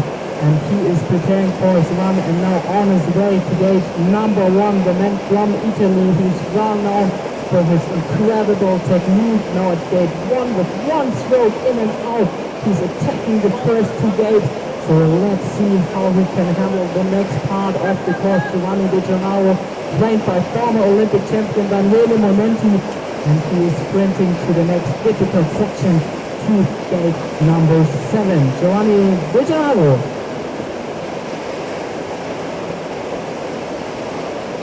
Jetzt geht es hier oben auf Schlag, nachdem Giovanni De Gennaro hier gerade an mir vorbeigeflogen ist, bereitet sich jetzt kein geringer vor als Hannes Eigner. Hannes Eigner, our local hero, is preparing for his start. A former Olympic medalist in 2012, silver medal, last year bronze medal. A former world champion in the year 2018. We can expect a lot from him. Und jetzt soeben ist Hannes Eigner gestartet und er ist bekannt für seine sehr schnellen Paddelschläge, ist jetzt an Tor 1 und schauen Sie sich das an. Mit einem Schlag zeigt hier wirklich, dass er sich hier auskennt. Der kann hier blind runterfahren, der kennt den Kanal so gut, ist hier aufgewachsen in Augsburg und zeigt bisher seine Weltklasse im oberen Streckenbereich. Das ist ein sehr guter Lauf bis jetzt von Hannes Eigner, der Weltmeister aus dem Jahr 2018 an Tor 7. Das war eine der schnellsten Linien, die wir soweit gesehen haben. Also der könnte jetzt wirklich die aktuelle Führung übernehmen, wenn er das Level weiter so anhält. Jetzt mit unheimlich schnellen Schlägen zu Tor 11. Hannes Eigner, der hier aufgewachsen ist und bekannt dafür ist, dass er in den unteren Streckenbereichen nochmal richtig einen drauflegen kann, sprintet jetzt zu Tor 14 und ich gebe jetzt ab in den unteren Streckenbereich. Ja, und er kommt hier gut rein, 14,15. Hatte oben absolut 1 Sekunde Rückstand zu Stefan Hengst. Und jetzt schauen wir hier, zwischenzeitlich hat er hier aufgeholt, 0,2 Sekunden nur noch dahinter. Also wir wissen hier, der Hannes, der holt sich nochmal die Zeit raus, möglicherweise im unteren Abschnitt, lässt hier laufen, 21, geht gut rein, raus. Konzentriert jetzt auf 22, hält sich jetzt hier schon eng am Start, versucht hier wegzukommen, hat kleine Probleme und jetzt geht es runter Richtung Ziel. Mal schauen, ob er da noch das Ganze lösen kann. 24, 35 letzte Schläge laufen hier für Hannes Eigner, hat jetzt 12 Straßenkunden im Gepäck, das reicht hier nicht für ganz vorn. 91 jetzt hier aktuell Rang 8. Now the middle part of the course, former Olympic champion who represents UK, Joey Clark. And he is well known for his incredible strong stroke. one of the strongest competitors in this field on his way to gate 14, attacking gate 14. So far a nice and clean run. And let's see whether he can beat the current time set by Stefan Hengst with 89.77, and followed by Peter Kauser, one of the all-time heroes who won everything you can win in the sport. He is a former double world champion as well as an Olympic silver medalist, and he is showing his extra class at gate 6. He is the kind of guy that looks so effortless at each gate. Now at gate 7 a bit low, lost there a few seconds, but now he's back online and pushing forward with some fluent strokes. He's definitely one of the most experienced guys in the field at the age of 38, but still really fit and competitive, and he looks absolutely composed in the next section. Let's see how he can handle the last part of the course.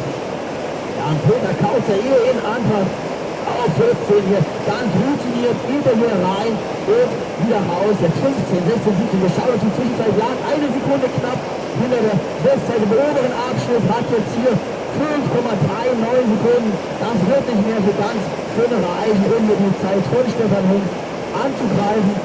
Aber Peter Kauzer, der will hier noch versuchen, ins Halbfinale mit seinem ersten Lauf möglicherweise gleich reinzukommen. Lässt sich das Ganze schön laufen, einen schönen ruhigen Fahrstil, sieht manchmal etwas ruhig aus, aber ist trotzdem noch gut und schnell unterwegs in Anfahrt 24, 25 und zeitlich spielt er da schon über die 90, über 94, 3,4 aktuell, Rang 23 für Peter Kauzer. Ja, und damit hat dieses Rennen oder diesen ersten Vorlauf Stefan Hengst hier gewonnen. Also ganz starker Lauf, hat sich hier gleich qualifiziert. Wenn er hätte, wo ich hier ganz vorne Stefan Hengst, Rang 2, also stark unterwegs, die zwei deutschen Fahrer hier haben sich qualifiziert fürs Halbfinale, für den morgigen Tag, bis nachher nicht noch einmal antreten.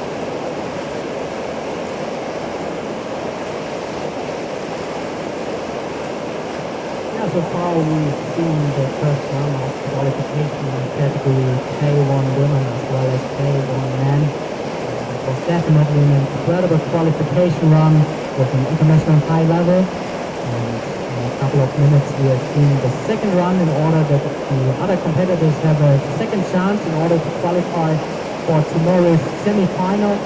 So let's see whether they can take their chance. But I think all in all so far the athletes can handle the course. It's a fair course, and let's see in the second run who can book the potential ticket for the tomorrow's semi-final.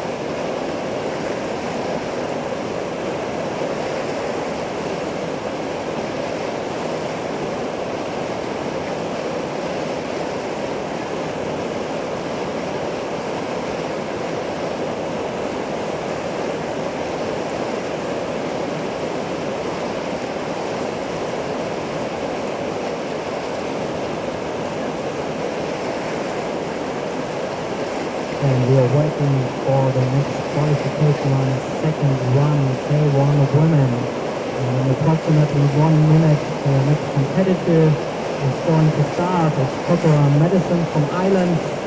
So the goal for each athlete is to reach tomorrow's semi-final. Let's see whether Kokora Madison can handle the pressure. And she's followed by each of our panel of our from Slovakia. And after this one, we also will see the second run, qualification K1 men. And then we have a lunch break, and in the afternoon we are seeing C1 qualification runs in the women category as well as men category. And now the first competitor of the second run is starting. It's Kokora Madison from Ireland at gate number 1. And she definitely knows she has to perform really well in order to reach tomorrow's semi-final. She's on her way to gate number 4. And she has some experience from the first run. Let's see whether she can improve in her second run. Now on her way to gate 7. A bit low there, but still clear and with some extra strokes. She's back in line and preparing for gate 8 and 9. Trying to be as tight as possible at gate 9, a nice serve to 10. Where she definitely is improving compared with her first run. And now she is at the sprint section from 11 to 12 and powering down to the next option gate number 14. Number 14 is also one of the more difficult gates, but he's a bit too tight there. A slight touch means 2-second penalty, and this could be probably costly. So she definitely has to make some time in the lower part of the course. Kokora Madison from Ireland. Jetzt hier im unteren Abschnitt und die will sich natürlich hier für morgen fürs Halbfinale qualifizieren. Das heißt aber für sie muss hier unter die besten 30 heute fahren und morgen dabei zu sein. Geht hier rein in ihr letztes Aufwärtstour. Wird hier verfolgt von Petronella, ist nochmal aus der Slowakei, die im oberen Abschnitt schon unterwegs ist und die erste Zeit jetzt hier in den Rennen für Petronella aus Irland mit 108,49. Da müssen wir schauen, ob das am Ende reichen wird, um unter die Top 30 zu gelangen. And Isabel Petronella struggled a bit at gate 10. That was the first Eskimo we've seen so far. And now she's back online, but that was costly. And now she's at gate 14. So it's difficult with this mistake to reach the semi-final, but she is trying at best at gate 16 with a fluent line. But it's definitely really difficult with this mistake to reach the semi-final. And she's followed by the next competitor. And this must be from the United States, Armand Isabella, who's now on her second run at the middle part of the course. And a nice move at gate 7. Tries to jump as good as she can at the white water section. Now pedaling to gate number 10.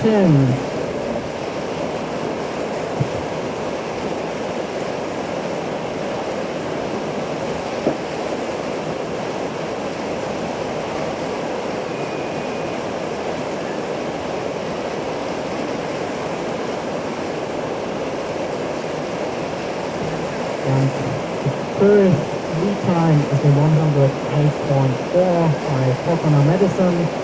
From the first one, this time would have been sufficient to reach the semi-final. So let's see what the time is worth.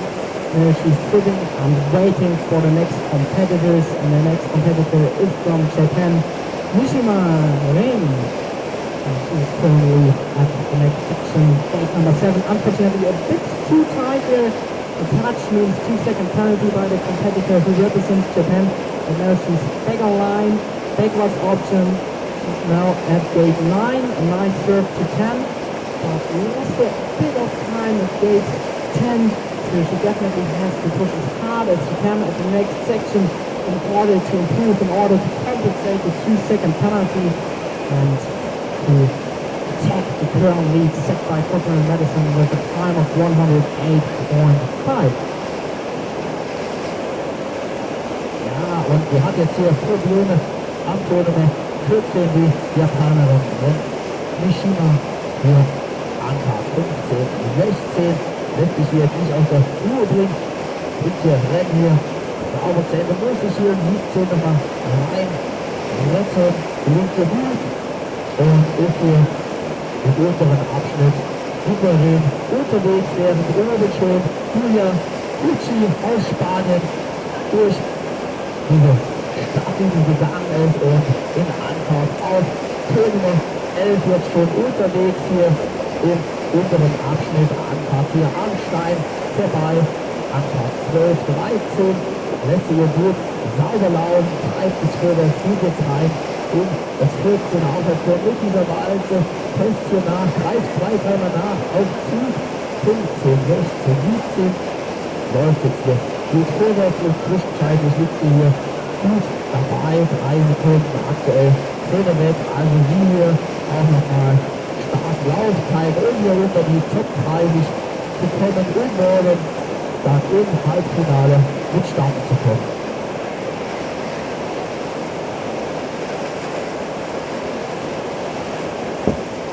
Ja, geht jetzt hier unten und letzte Aufwärtstour, rein wieder raus. Guter Lauf hier von Julia Pucci aus Spanien, die jetzt hier mit einer Zeit von knapp unter 108 sicherlich einlaufen wird im Ziel und neue Bestzeit, also 106, 1,2 aktuell für die Spanierin. New leading time of 106.8 set by Pucci Julia from Spain. So a promising time which could be sufficient for tomorrow's semi-final. Let's see what the time is worth, and the next competitor is preparing for her run, and that must be with number 44, Ito Kurumi, who also represents Japan. And now she is preparing for the last seconds. She is focused, and she definitely likes to improve in order to reach tomorrow's semi-final. And in a couple of minutes, she is going to start to her second run. Ito Kurumi from Japan.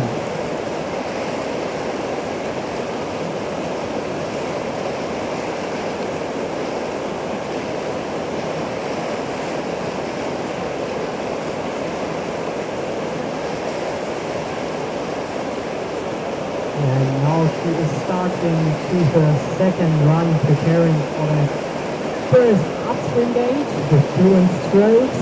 She tries to find the right balance between this, but unfortunately a slight touch at gate number 1. This could be costly. Now she has to be calm and react on this. Now at the next section to 3 and 4. At the sprint section, tries to push as hard as you can at this section in order to compensate the 2 seconds of penalty. Now preparing for the next upswing gate, but unfortunately also a touch at gate number 5 for a starting start by the athlete from Japan. Now at gate 7, nice in and out. I think she made it some time and is now at the section from 8 to 9. Tries to get as tight as possible as she can. Now with a nice serve safely to gate 10. Let's see whether she can beat the current leading time of 106.1 set by Pucci Julia from Spain. Kurumi Ito, die ist im unteren Abschnitt 12, 13. Die versucht jetzt für die Bestzeit aktuell anzugreifen, geht hier rein, 14.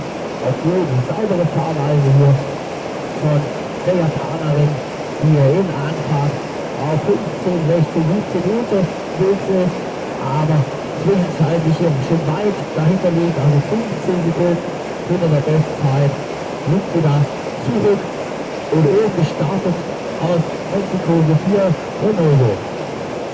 Sofia Reynoso from Mexico on her way to the second run at gate 7. A bit too tight here, and now preparing for the next combination from 9 to 10, using the backwards option. Nice serve to 10, but stuck there a bit. And need some extra strokes at the 10 that could be costly, and now she's preparing for the next section with a nice rhythm of strokes. She is flying from 11 to 12. Let's see how she can handle the next upswing gate 14. She is now on her way to the middle part of the course. Tries to be there as tight as she can, but unfortunately also there's some extra strokes, so let's see how she can handle the last part of the course. Sofia Reynoso im unteren Abschnitt unterwegs. Zwischenzeitlich liegt sie hier auch weit dahinter, also 18 Sekunden hinter der Bestzeit. Anfang 19, 20 gelingt ihr hier gut rein in die Kreise, in das Karussell. Steht hier etwas tief und braucht noch mal 1, 2 Schläge, ein bisschen nachkorrigieren und wird dann Grube auf 22. Das Aufwärtstor hier, das letzte, also aus Elgenheim und jetzt 23 bis 25. Diese letzten 3 Abwärtstore hier nochmal, die im unteren Abschnitt unter der Brücke hängen, sind hier noch zu absolvieren und geht dann durch das Ziel. You can definitely see it's a challenging course, in particular in the middle part, and occupational runners should drag us a bit in the middle part of the course. They now find the rhythm of strokes, but it seems to be that it was a 50-second of penalty, so now it's difficult for her to reach the semi-final. But let's see how the judges will decide after the run, and the next competitor is from New Zealand, Muslim River, and she is now at gate 8. Unfortunately, also she had problems at gate 7 before. She was a bit too tight here, but now she's trying her best to come safely to gate 10, pushing forward as hard as possible. And now in the rest of the line, she's gate 11, also really tight. She tries to compensate for 2 seconds of penalty in the first part of the course. The athlete from New Zealand now on her way to the lower part of the course. Hier angekommen an 15, 16 gut, steht zu sehr aufwärts, also da geht Zeit verloren hier und liegt hier knapp 10 Sekunden hinter der Bestzeit, also River Mountain aus Neuseeland hier Anfahrt 19, 20, muss hier nochmal nachkorrigieren, kommt sehr tief in 21 raus, das kostet hier viel wertvolle Zeit, nimmt aber den Schwung von hinten aus dem Treiber mit, aus dem Querwasser, um rüber zu schießen, kurz zu eng dran, kommt hier mit der Bootsspitze an, die Kanalwand wird nochmal zurückgeschlagen sozusagen, und wir schauen nach oben, Marcella Altmann aus den USA unterwegs in Anfahrt auf Tor Nummer 11. Marcella Altmann, he represents the United States, unfortunately picked 3 or 6 second penalties in the first part of the course, and now she's trying her best as she can in order to compensate. Penalty is now at gate 14. They are really tight as she stayed. Nice entrance by the competitor from the United States, followed by Colin Georgina from Australia. And she is attacking the first part of the course with an aggressive line through the first 2 gates, and now at gate number 5. Trying to find the right rhythm of strokes in order to find the right rhythm at gate 7, and a nice jump on the white water by Colin from Australia. She is now in the difficult section from gate 9 to 10, using the brake really nicely, and a bit low at gate 10, but just for some 2 extra strokes she's back online and now preparing for the next section.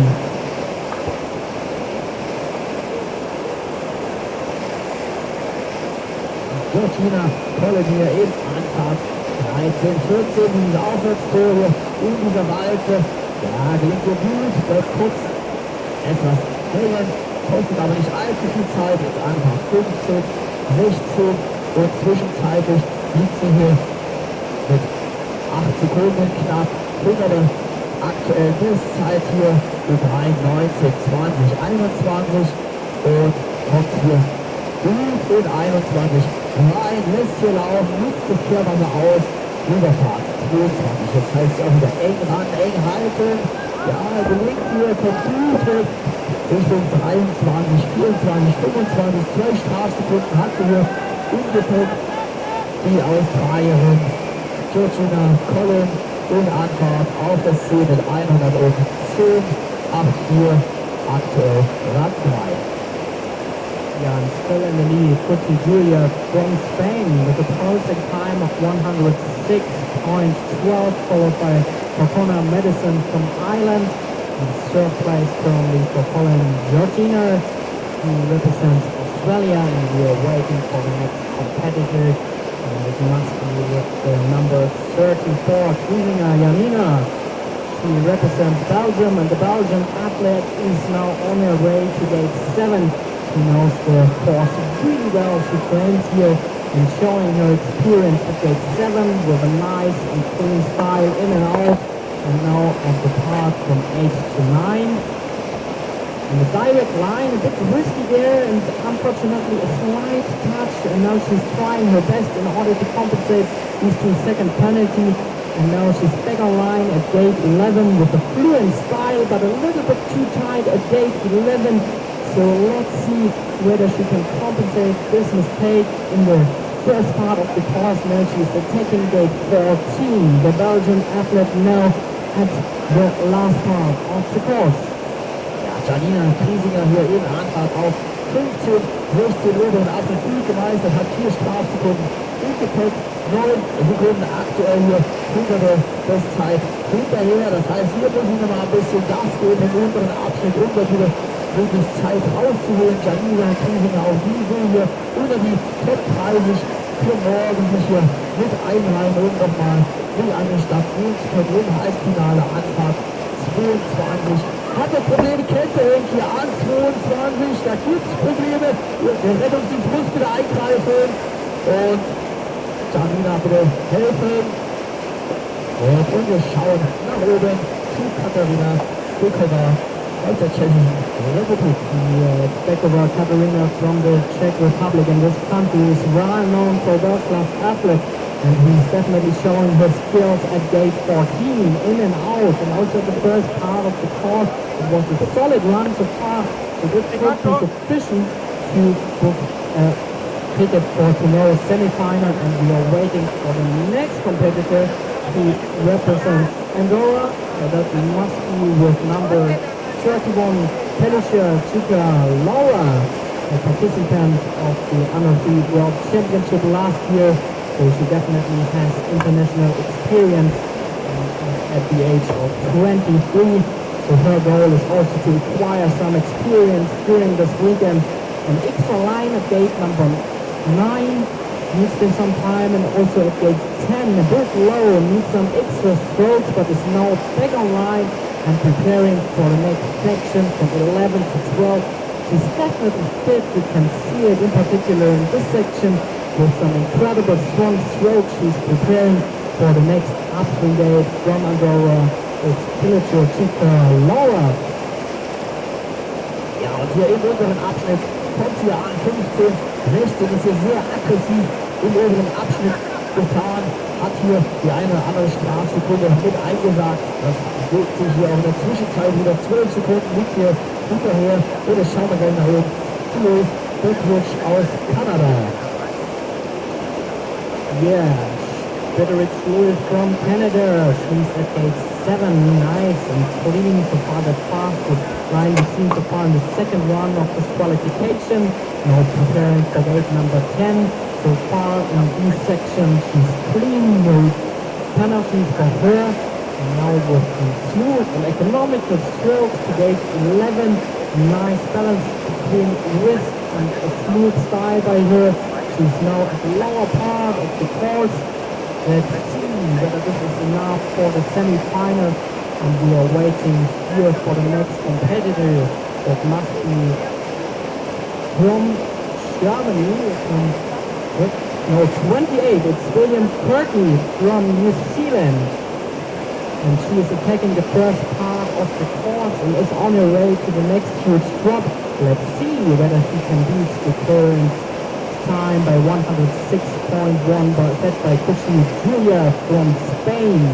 So far this seems to be a promising run, and preparing from 9 to 10.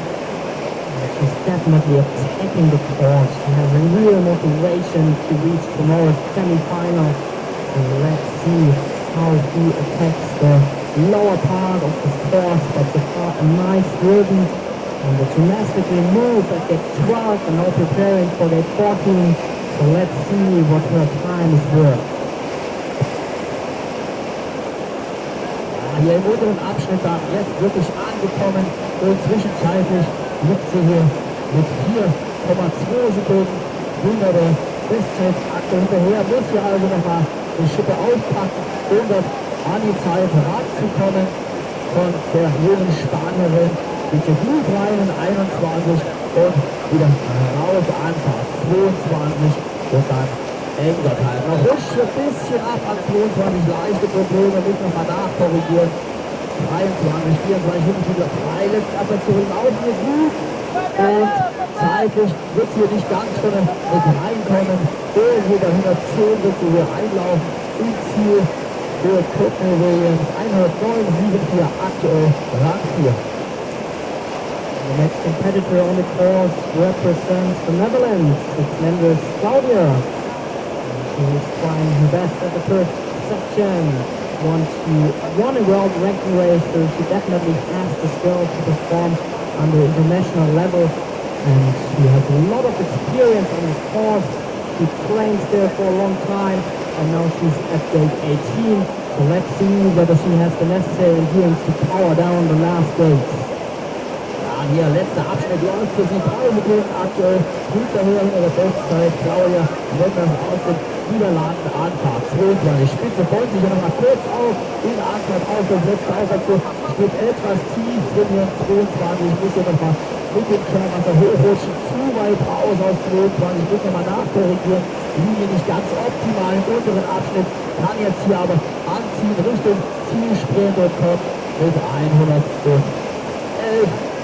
12, 11, 7, 4 und Rang 6 aktuell hier ins Ziel. And Butcher Jr. is still in the lead with a 106.1. So this can be the potential run for tomorrow's semi-final. Let's see what the time is worth. The next athletes are preparing for the second run. And with number 24, it's Mahal Florence from Canada. She's at the age of 29, so she definitely has the experience to perform under pressure situations. Is now at the next huge fall and a nice jump to gate 7, in and out, and this looks promising so far. He's attacking the course, and now she's at gate 9, a direct line. Risky style by her so far, nice curves to gate 10, and safe in and out, and preparing for the next section. And she looks composed and a lot of power also at the middle part of the course, and she is flying now to the next option gate, number 14. So this could be sufficient for the semi-final ticket. Ist hier angekommen, 14 gut und sauber. Souverän hier durchgegangen, 15, 16, 17, zwischenzeitlich liegt sie hier noch gut dabei, also 4 Sekunden trennen sie aktuell hier zum vorderen Platz. Geht hier rein, 19, 20, muss hier nochmal nachkorrigieren, Anfahrt 21, steht jetzt gut drin, verliere zu eng, Spurs wird hier aufwärts gedreht, muss nochmal nachkorrigieren, das hat Zeit gekostet hier im unteren Abschnitt für Florence Mahal aus Kanada, Berührung hier noch an 22 mitgenommen, also wird nochmal 2 Strafsekunden aufs Konto drauf, auch da wird es nicht für ganz vorne reichen. Die große Hoffnung, dass es dann über die Top 30 reicht, aber mit 116 für 9 aktuell Rang 10. Here on top of the course, Stanoka Sona is starting to her second run. She represents Slovakia. She is a former junior world champion medalist, and definitely she has the skills to get a ticket for the semi-finals. She's at the age of 22 and a solid line to pass through the first gates, now preparing for the huge fall below the bridge at gate 7, in and out. So for one of the fastest line in the second run, so this could be a potential lead if she can hold down this level. Also at the next part of the course, the direct line at gate 9, up to 10, a nice third. And now she's on her way to get 11, the former world champion medalist of the under-23 championships, on her way to the next part of the course. Ja, Gunnar Stanowska hier im unteren Abschnitt unterwegs, Anfahrt 14, geht hier gut rein, wieder raus, lässt sich hier gut laufen, runde Fahrweise, hat das Wasser hier schön genutzt, Anfahrt 16, 17, zwischenzeitlich ist sie hier noch mit dabei, vorne 4,5 Sekunden, aktuell hinter der Erstplatzierte hier unterwegs, gibt jetzt hier richtig Gas, will also nochmal Zeit rausholen hier, Gunnar Stanowska aus der Slowakei, zu eng an 21 hier, 2 Strafsekunden aufs Konto, drauf Anfahrt 3,22. Auch das sehr enge Fahrweise. Bitte wieder raus. 23, 24 schon durch die 3 letzten Abwärtstore laufen hier für die Slowaken hier in Anfahrt aufs Ziel und mit einer Gesamtzeit von 109,33 aktuell Rang 3 belegt. Now it's getting really exciting. So, 53 from Spain is leading and she's already qualified for tomorrow's semi-final, as well as Scotland Madison from Ireland with the time of 100.4. And I am waiting for the next competitor. It must be from Japan, Yazawa Aki. She participated in the last Olympic Games in Tokyo as well as in Rio. So she definitely has the necessary experience to handle this pressure situation. She definitely like to reach the semi-final. She's at the age of 30 now at gate 7. And at gate 7 she handled it really well, is now on her way to the next upstream combination. The direct line tries to be as tight as possible at gate 9. Unfortunately, a slight touch. So means 2-second penalty for the competitor from Japan, who is now at the sprint section from 11 to 11. And so far it looks really nice and promising that she can book her semi-final ticket. Und hier oben in Anfahrt auf 14 für die Japanerin Aki gut unterwegs, während sich die Spanierin hier aktuell auf Rang 2 einreihen konnte. Anfahrt 16, 17 jetzt hier für die Japanerin, zwischenzeitlich 75,5 Sekunden hier dahinter in Anfahrt 19, 20, bitte nochmal nachfassen, zu eng an 20, dran 2 Strafsekunden drauf, steht auch nicht optimal, 21 drin, Anfahrt 22, das heißt hier auch wieder Elmheim, zu eng dran gefahren, geschnitten in die Bahn, Glück zurück, geschmissen sozusagen, nicht nachkorrigieren, ist aber jetzt schon wieder raus, Anfahrt 23, 24, 25, Richtung Ziel und mit einer Zeit von 110, 111,98 aktuell Rang 9 für Aki Yazawa aus Japan. And in the meantime, Summersville Summer qualified for tomorrow's semi-final with a time of 109.3 and currently on her way. The second one is Corbett Lear. She's already in the middle part of the course, a former silver medalist at the Senior World Championships in 2016. And so far a solid run by her in the first part of the course, and she's followed by the next athlete, Novak Eider. She represents Slovenia, and she's also one of the more experienced competitors in the field. She's at the age of 28 and is now at the next section of the course and handles the whitewater section really well. A bit too tight at gate number 9, so means 2-second penalty. There was a slight touch. Now in and out of gate 10, tries to attack now the next section of the course from 11 to 12. She looks here really aggressively and now on her way to gate 14. And let's see how he can perform in this difficult gate. Managed that really well and is now on her way to the combination from 13 to 14. The athlete from Slovenia. Einer nochmal für unterwegs, in der Zwischenzeit 3,1 Sekunden hier aktuell hinterher. Also für sie ist es hier noch möglich, sich zu qualifizieren für morgen. Auf jeden Fall ist da noch alles drin. Jetzt heißt es nochmal hier Nerven bewahren. Und da ist es aber auch schon passiert. 2 Strafsekunden hier am Tor Nummer 21 zu eng ran. Also hier aufkassiert, auch sehr eng in 22. Muss jetzt stützen an 22. Kommt er noch mit dem Paddel an. Da verliert sie jetzt nochmal hier die Nerven im unteren Abschnitt. Gibt hier nochmal alles weg. Und dann läuft die Zeit jetzt regelrecht davon und mit 109, 110, 8,6 aktuell Rang 8. From Poland, Patrick Napoli. He's at the age of 33 and in the middle part of the course he participated in the Olympic Games 2012, 7th place, and also in the Olympic Games 2016 with 11th place.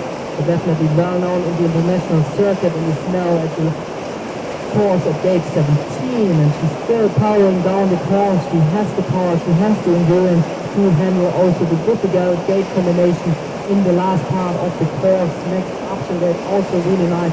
Let's see what the time is worth by the athlete from Poland.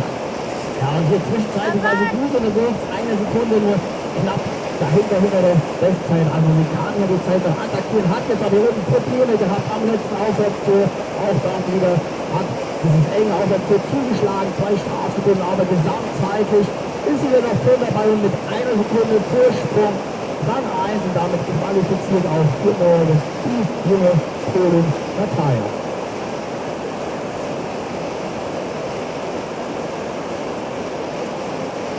So the current link is set Poland touches Natalie with a 105 points to a slideshow. She's qualified and also getting exciting. We are waiting for the last competitors in the second run. And the next competitor must be with number 46, Charles Colon from France. No, it's Victoria from Ukraine. We are still waiting for her. Seems to be that she is waiting for the signal. Let's see how she can handle the second run. The first one was not sufficient to reach tomorrow's semi-finals.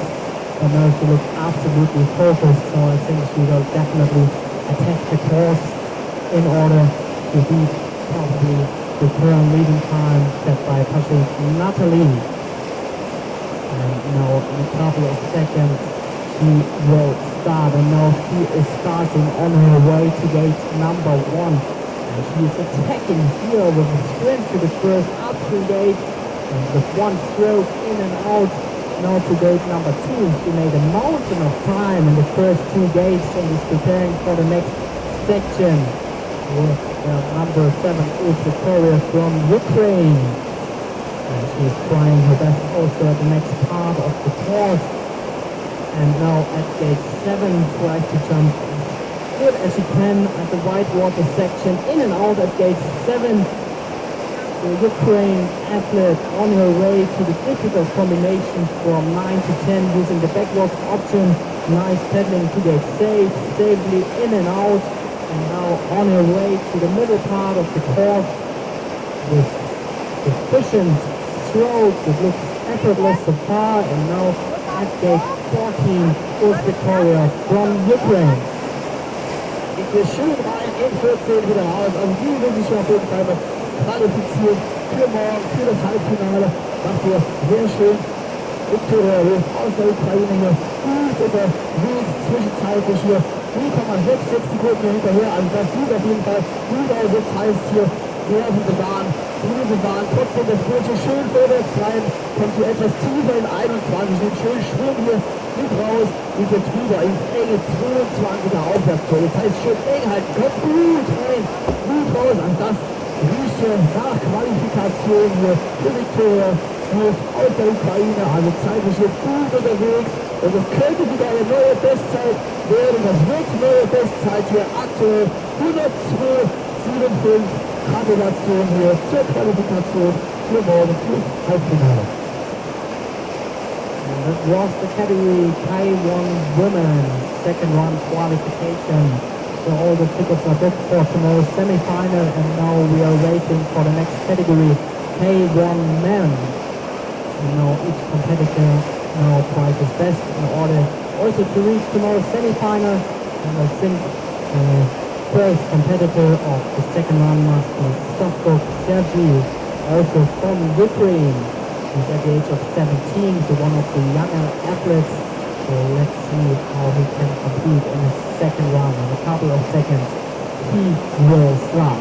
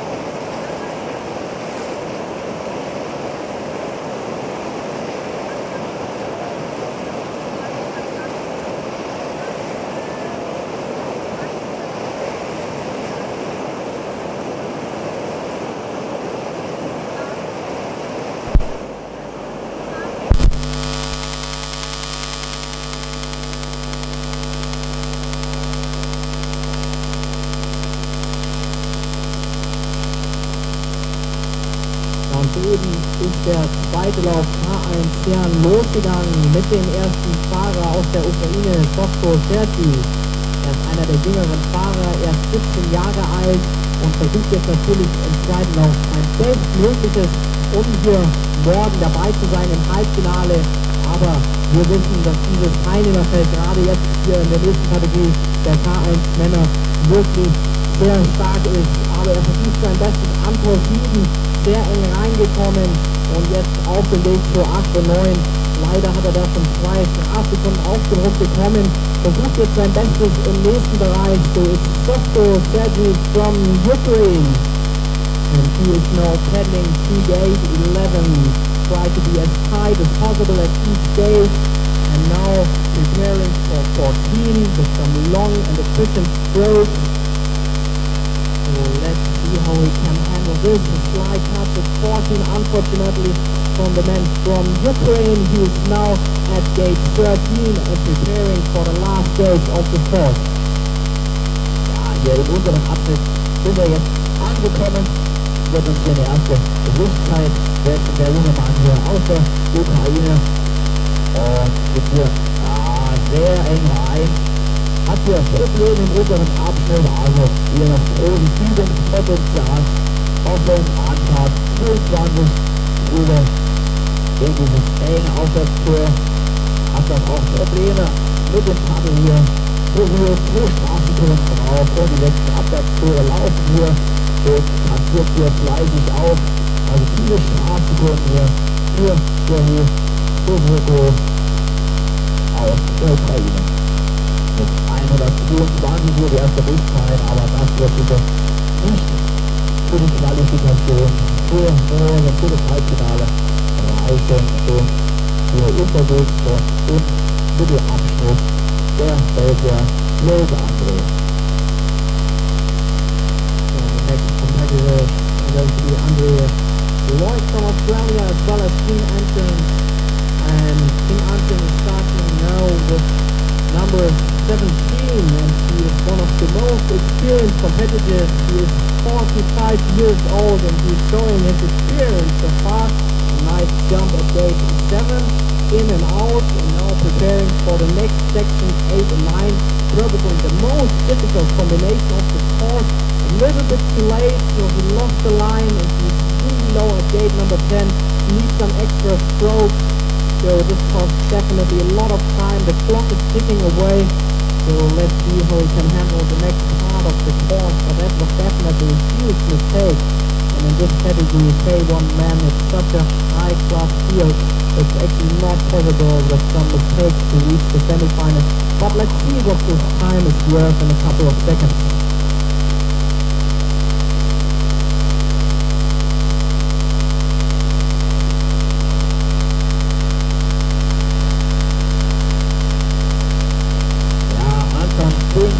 Aus Australien kämpft hier unten im unteren Abschnitt noch mit den Toren. Anfahrt 2021 geht jetzt hier rein in den Kreise und wieder raus. Anfahrt 22 hier an dieses enge Kehrwasser rein. Wieder raus, muss hier tief Stützen, lange Stützen, kämpft sich hier regelrecht raus aus 22 und dann Richtung Ziel. Also sich ist hier auch abgekämpft. Der junge Mann aus Australien in der Gesamtzeit von 115,04 aktuell hier Rang 1, während der Ire Ethan Dowling hier unterwegs ist in Anfahrt auf Tour Nummer 14. Ja, die nächste lässt sein Boot hier ruhig laufen, kontrolliert, versucht er jetzt hier durch 16, 17, 18 zu kommen. Zwischenzeitlich gibt er da knapp 2,5 Sekunden dahinter und wir konzentrieren uns nach oben zu vierten Sharp aus dem Ruder. And Seb Sharp from the United States, he is also one of the younger competitors and an aggressive style by him at gate number 9. And now he's trying to serve as good as he can to number 10 and just one stroke in and out. So this was a really promising section. He made a lot of time there. Now preparing for 11 to 12. Stuck there a bit at gate 11, but now he's back online. And with some fast stroke, the young competitor from the United States on his way to gate number 14. And now he is preparing for the last part of the course, but he still seems to be fit. He has the mental endurance to power down also the tricky combination at gate 17 to 18. So let's see what his time is worth at the end of the race. Ja, hat hier Probleme an 19, 20 und ist hier vorbeigeschossen. Am 20er Abwärtskurs zu weit nach außen getragen an der Wand. Da hat das Heck gesagt, geklemmt, kommt nicht mehr in 20 rein. 50 Strafsekunden auch nur dann nochmal drauf abwirkt für den Tag. Und da wird er morgen sicher nicht dabei sein können zum Halbfinale mit diesem Lauf. Also zu viele Berührungen, zu viele Falschbefahren hier auf der Strecke. Und mit 1,219 kann er da definitiv nicht mehr mit eingreifen in die Vergabe und die Qualifikation für das Halbfinale.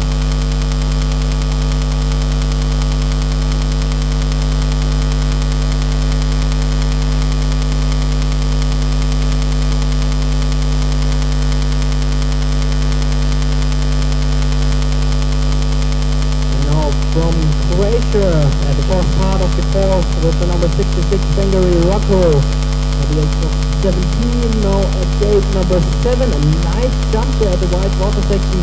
He handled that really good and is now preparing for gate 8 to 9 using the direct line.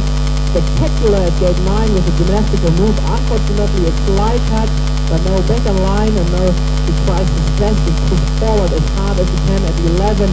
Tries to be as tight as possible at each gate. The men from Croatia powering down to gate number 14. And showing his skills also at gate 14 with one stroke in and out. So let's see whether he can be the current leader. So the current leading time is 115, set by King Anton from Australia. Ja, kämpft sich hier echt gut runter. 11 Sekunden aktuell.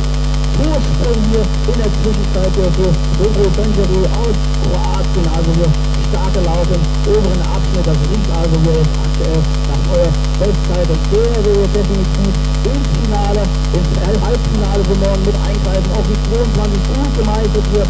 Kopf rein, raus. Also zeitlich wird er hier möglicherweise unter 100 Sekunden kommen können. Hugo Benjeri aus Kroatien mit der Gesamtzeit von 98,9 hier aktuell Rang 1. And in the meantime, from Slovenia, Augsburg, Lynn is on his way at the second run. He's one of the youngest competitors and seems to be that he is at the age of 14. So really impressive that he can handle this huge wide water course, and he is now at the middle part of this course, and he's followed by Jesus Louis with number 10, also young competitor. He participated last year in 2021 at the Junior European Championship, and he is really attacking the course. Nice support by his teammates, pushing forward to the next section, and he definitely knows the course. He knows how to handle the difficult section, and really tight at 7 with one stroke in and out. Spectacular line by him now at gate 9, so he really attacks the course. He likes to get this semi-final ticket now at gate number 10. A promising run so far by the man who represents Germany, Jesus Louis. Ja, und in Anfahrt auf 12, 13 hier im oberen Abschnitt, 0,3 Sekunden hier, Sache vorne weg, also Bestzeit im oberen Abschnitt hier, ganz stark, die 14 gefahren, eng rein, wieder raus, Kopf so reingehangen, die Spitze Gas, der will jetzt hier definitiv, der will ins Halbfinale, morgen mit eingreifen, 1,4 Sekunden ist er hier, vorne weg im unteren Abschnitt, macht er sehr gut, 19, 20, 13 Sekunden hier, weiter vorwärts in Anfahrt, auf Karussell, mit U3, mit Schwung, weit zu eng, jetzt in die Wand, kurz reingedonnert, lässt sich aber jetzt nicht aus der Ruhe bringen, geht jetzt hier weiter. 22 ist schon Gewicht, muss er kurz nochmal nachspitzen, nachgreifen, 2, 3 Paddelschläge und Aufwärtskurs, muss er hier nochmal nachkorrigieren. Anfahrt, 23, 24 ist jetzt schon Gewicht, bringt jetzt hier die letzten harten Schläge Richtung Ziel, Zielstund, 3, 4 harte Schläge und mit 107,6 aktuell Rang 2 für Louis Erschick aus Deutschland.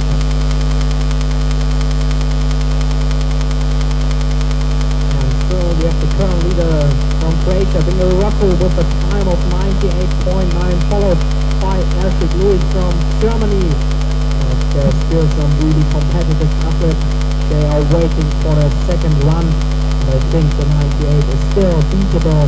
Let's see whether the next competitor can beat the current leading time. It's with the number 62, Uwe Mitchell from New Zealand. And so far, a solid start by him. He is now at gate 7, a bit low there, lost a bit of time, trying his best in order to be back in line, and now to the difficult combination at gate 8. The man from New Zealand is trying his best there with some pass strokes to gate number 10. So let's see how he can handle the next section. In the first part of the course, he was really attacking the gate. From time to time, he was a bit too close. But now it seems to be that he finds his rhythm of stroke, preparing for gate 14. So let's see how he can perform at the last part of the course. Ja, Michael Hill aus Neuseeland hier im unteren Abschnitt unterwegs. 4,5 Sekunden trennen ihn aktuell zur Bestzeit hier in diesem Abschnitt. Also er muss ja noch aufpacken, hat hier Probleme an 19. Also dort passiert er hier nochmal auch Probleme an 21. Ist hier möglicherweise zu hart ins Rennen oben reingegangen. Kann das hier nicht mehr unten halten und hat hier wirklich arge Probleme im unteren Abschnitt gehabt. Jetzt 3 Tore laufen hier für ihn. Der Philipp Stanko aus der Slowakei schon hier im oberen Abschnitt unterwegs ist und in Anfahrt auf Duell. And the car is nice run by him. He is at gate 12, and yeah, he is really attacking there the section between 12 and 14. Now at 14, also there with a gymnastically move to the next gate, and he is trying his best to be as tight as possible at each gate. And currently the next competitor is starting with number 16 at the first gate, and he is now performing at 3, really attacking the course. It's Rudolf Martin, and he is a former European champion on junior level in 2021. So he's definitely a guy who can handle pressure situations. Let's see whether he can take part in tomorrow's semifinal. Actually, he should do this. He is definitely a man with a lot of international experience. One of the younger guys now at gate number 9, pushing forward to gate 10, but also a bit low at the gate, struggling there, losing a bit of time, but now he's back online, and with some incredible strong strokes, the man from Czech Republic is preparing for the next section. Ja, Martin Rudolfer hier unterwegs in Anfahrt auf 13.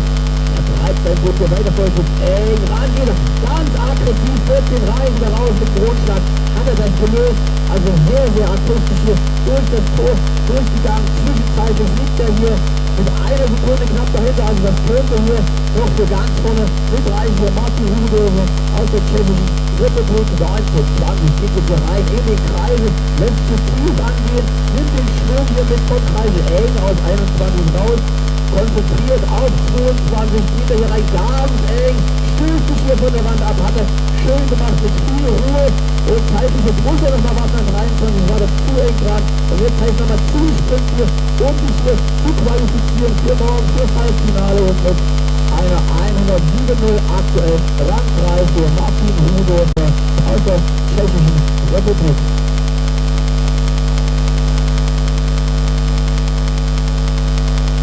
Ja, dann auch schon der Franzose Will Edison hier unterwegs in Anfahrt auf 17, 18, aktuell 3,5 Sekunden hier vorne weg, also das liegt hier jetzt nach der Bestzeit, das liegt hier so wieder Schlag auf Schlag in den Rennen und der Franzose sich hier definitiv für morgen qualifiziert für das Halbfinale.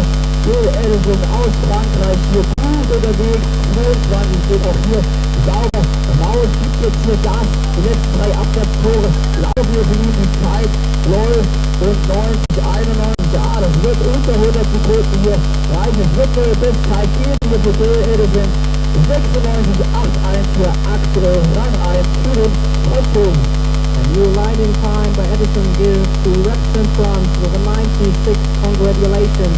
So that could be probably sufficient for tomorrow's semi-finals. And the next competitor is on his way at the middle part of the course at gate 14. we are waiting also from the next guy with the number 48, German from the United States. Ja, und George ist für uns gut unterwegs gewesen. Also zeitlich kann er hier noch schon mitreden. Geht jetzt hier aus 21, Anfang 22. Hier versucht hier eng ranzukommen. Ja, mit Ruhe, schön saubere Schläge gesetzt. Also schnelle Fahrweise im unteren Abschnitt, aber auch sehr sicher gefahren. Jetzt 24, 25 ist passiert. Letzte Schläge laufen, auch das bitte unter 100 wäre die Zeit. Und mit einer Gesamtzeit von 97,03 aktuell Rang 2 hier für George. Montalvo Fisher, who represents Australia, is in the middle part of the course, and the car is solid run by him. So let's see whether this time is sufficient in order to beat the incredible fast time that was set by Edison Gay from France with a 96.8. He is now at the next upswing gate. Unfortunately, a slight touch for him. This could be costly because it's an absolutely high level also in the second run of the K1 men category, and he's now at the lower part of the course and followed by number 45 German Jordan from the United States. He's at the age of 25 and is really pushing forward with an aggressive style. So definitely he has a lot of power. You can see this in this section, but a lot of progress with 7 a 2-second penalty for him. So this could be costly. You know, he has a direct line to gate number 10. So let's see what his time is worth in the end.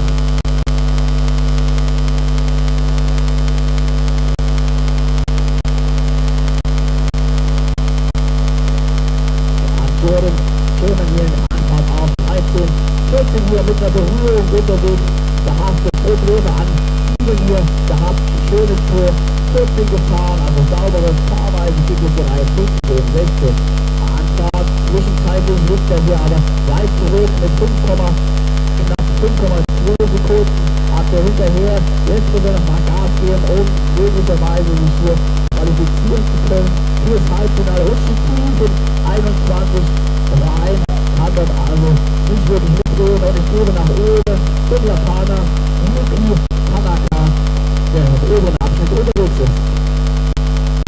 Yuki Tanaka from Japan. He is at the age of 20 and now in and out of gate 10. So far a solid performance in the middle section. He made a marginal time at gate 11. Tries to be as tight as possible at this section. The man from Japan is now flying to gate number 14. A difficult upswing gate, but with one stroke in and out. He also made there a lot of time, so promising run so far by him.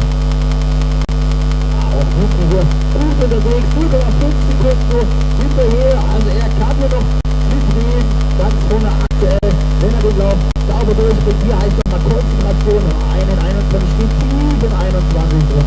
Und dann wieder weit hochfahren, nimmt jetzt auch schön den Schwung mit rüber auf, 22 Stunden eng ran und ist auch schon eng wieder raus, stößt sich kurz von der Wand ab, nimmt hier den Schwung mit.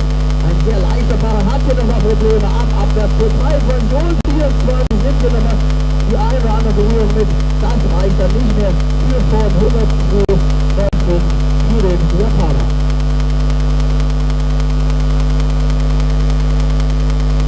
We are waiting for the next athlete to represent Ireland, and after Curtis Samuel, he is now preparing for his second run. He looks absolutely focused and is now starting 2 gates, number 1, and with a risky line there, really direct, he managed that well, with 2 strokes in and out. Now at the huge wide board section from 2 to 3, seems to be that there was a slight touch, and he knows that that's the reason why he is really attacking the next section from 4 to 5. He's really flying through the section and trying his best as he can in order to improve a bit at the next section. And now at gate 7, in and out, but I can see here that just to show a 2-second penalty, another 2-second penalty for him, but now he's trying his best from 9 to 10.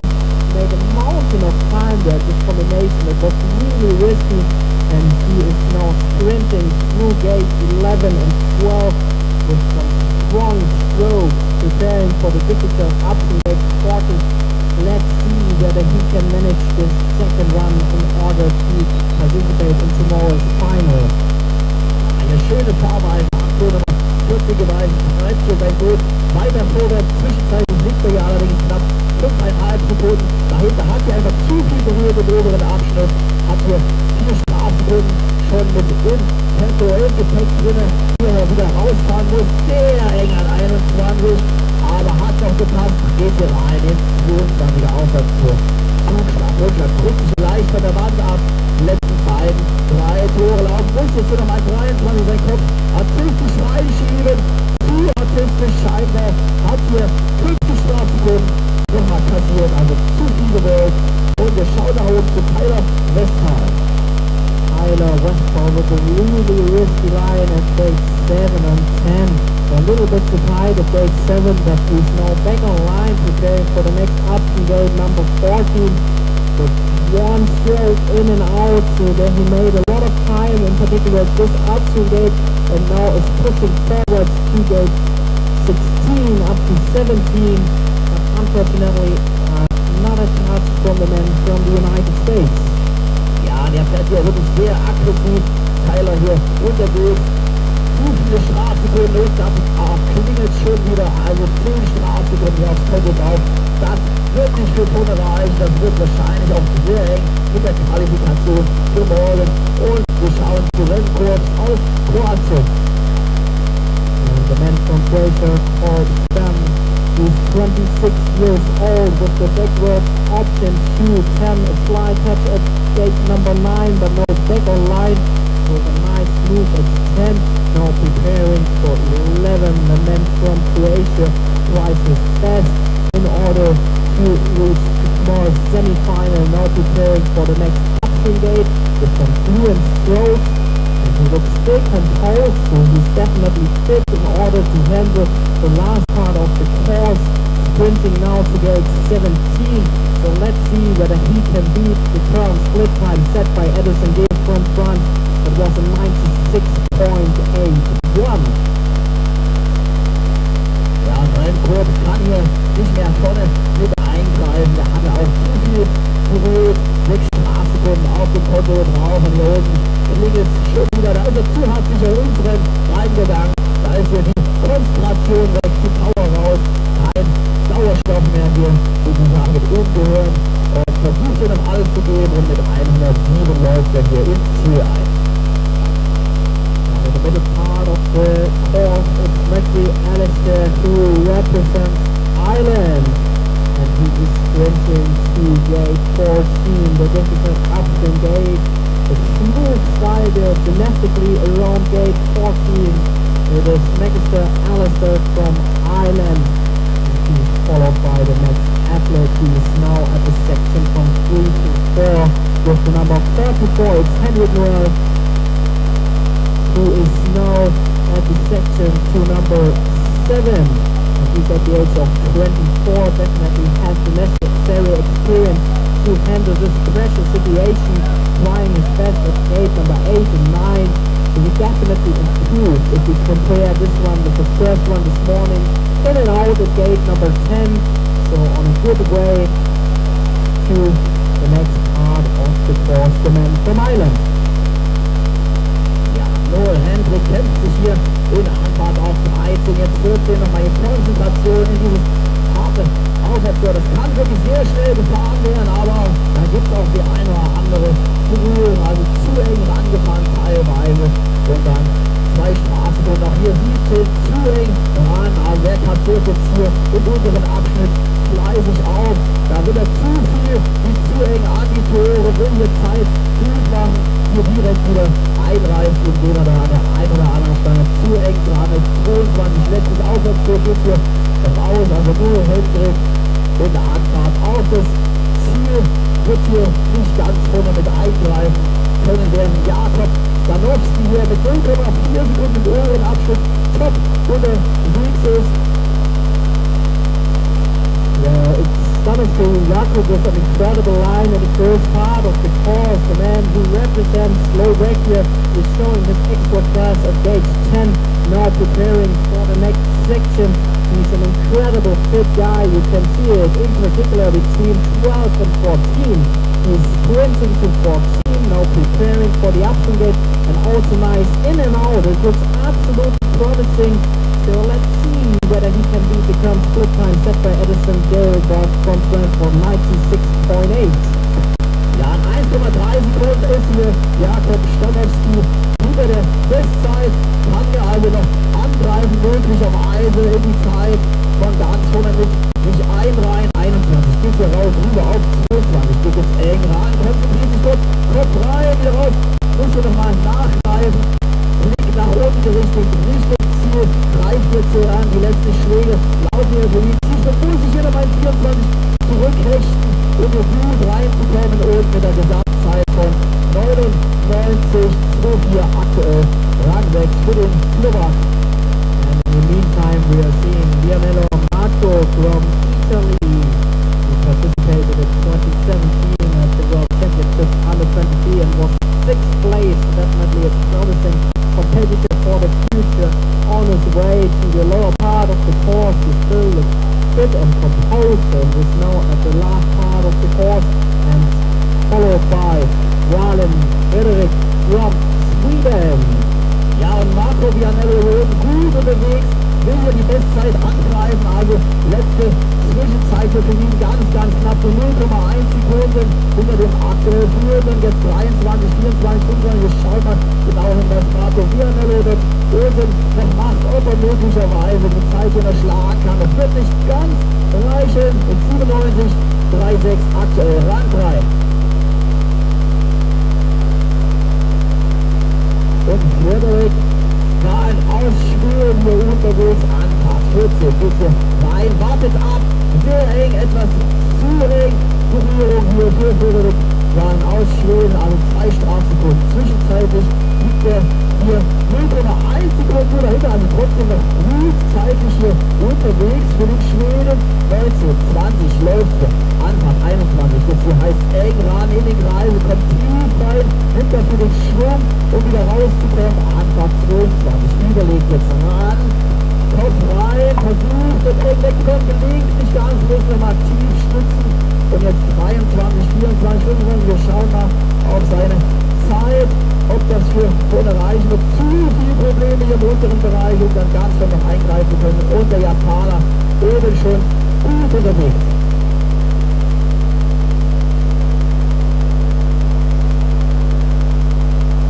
Ja, und Yusuke Muto aus Japan mit 4 Strafsekunden hier belastet in Anfang auf 12, 13, 14. Geht jetzt hier an das Aufwärtstor ran, lässt rutschen, versucht den Grundschlag, nimmt dann aber Aufzug, kommt gut rein, raus, 15, 16, zwischenzeitlich liegt er hier hinterher mit knapp 6 Sekunden im unteren Abschnitt, also wird hier die Bestzeit nicht angreifen können, aber versucht sich natürlich hier noch fürs Halbfinale für morgen zu qualifizieren. Und wir schauen nach oben zu Manuel Ochoa aus Spanien. Yeah, Ochoa Manuel, who represents Spain, is now below the bridge at the huge fall and a nice jump to gate number 7. So he finds the nice balance between risk and a smooth style. Now he tries to find a direct line to gate number 10 and pushing forward to gate number 10 with one stroke in and out, bouncing a bit through the waves and with a lively style to 11 and 12, the men from Spain so far on a promising run. He made a mountain of time in the middle part of the section, now preparing for the next option gate number 14. So this looks really promising. He is attacking the course, so let's see whether he can beat the time of 96.8 set by Edison Gale from France. Ja, Manuel Ochoa hier im unteren Abschnitt knapp 3 Sekunden hinter der Bestzeit, also der Spanier wird hier nicht ganz vorne mit reinfahren können, versucht jetzt hier aber nochmal alles artistisch hier in 21, geht hier wieder raus, wird er nicht sehr eng drauf zu, Wahnsinn, touchiert hier mit der Spitze die Wand, trotzdem artistisch noch rumgenommen, 23, 24 ist jetzt hier in Anfahrt auf das Ziel und wird hier zeitlich unter 100 möglicherweise noch mit einlaufen, und zwar mit 98,00 aktuell Rangpunkt für den Spanier.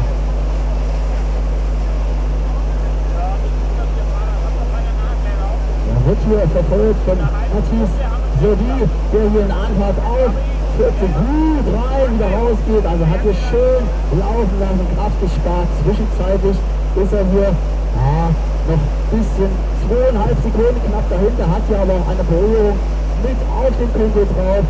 Und jetzt muss er noch mal kämpfen, um hier ganz vorne mit reinzukommen. Tief, sehr tief in 21.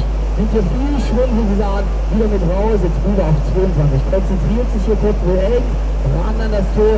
Zugschlag, Rumschlag, stößt sich, versucht sich abzustoßen, gelingt nicht ganz.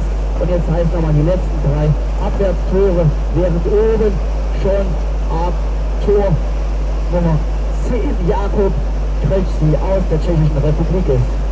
And Canoe-Kayak, he is a former under-23 world champion in the year 2021, and he's showing his world class so far. Gate 14 spectacular with 1 stroke now at gate 16.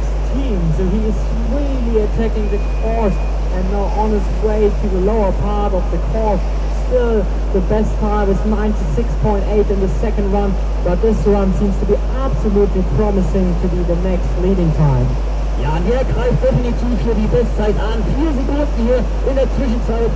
Lager von mit aggressiver Fahrweise auf 14, auf hier oben. Geht hier gut rein, kleine Probleme an 22, aber das sollte trotzdem hier 4 Bestzeit reichen. Also der greift definitiv die Bestzeit an. Und die 90 läuft er hier im Ziel ein. 91, 3-3, aktuell ganz klar Rang 1 und der sollte da schon mit dabei sein, gehe ich mal davon aus, für den morgigen Tag.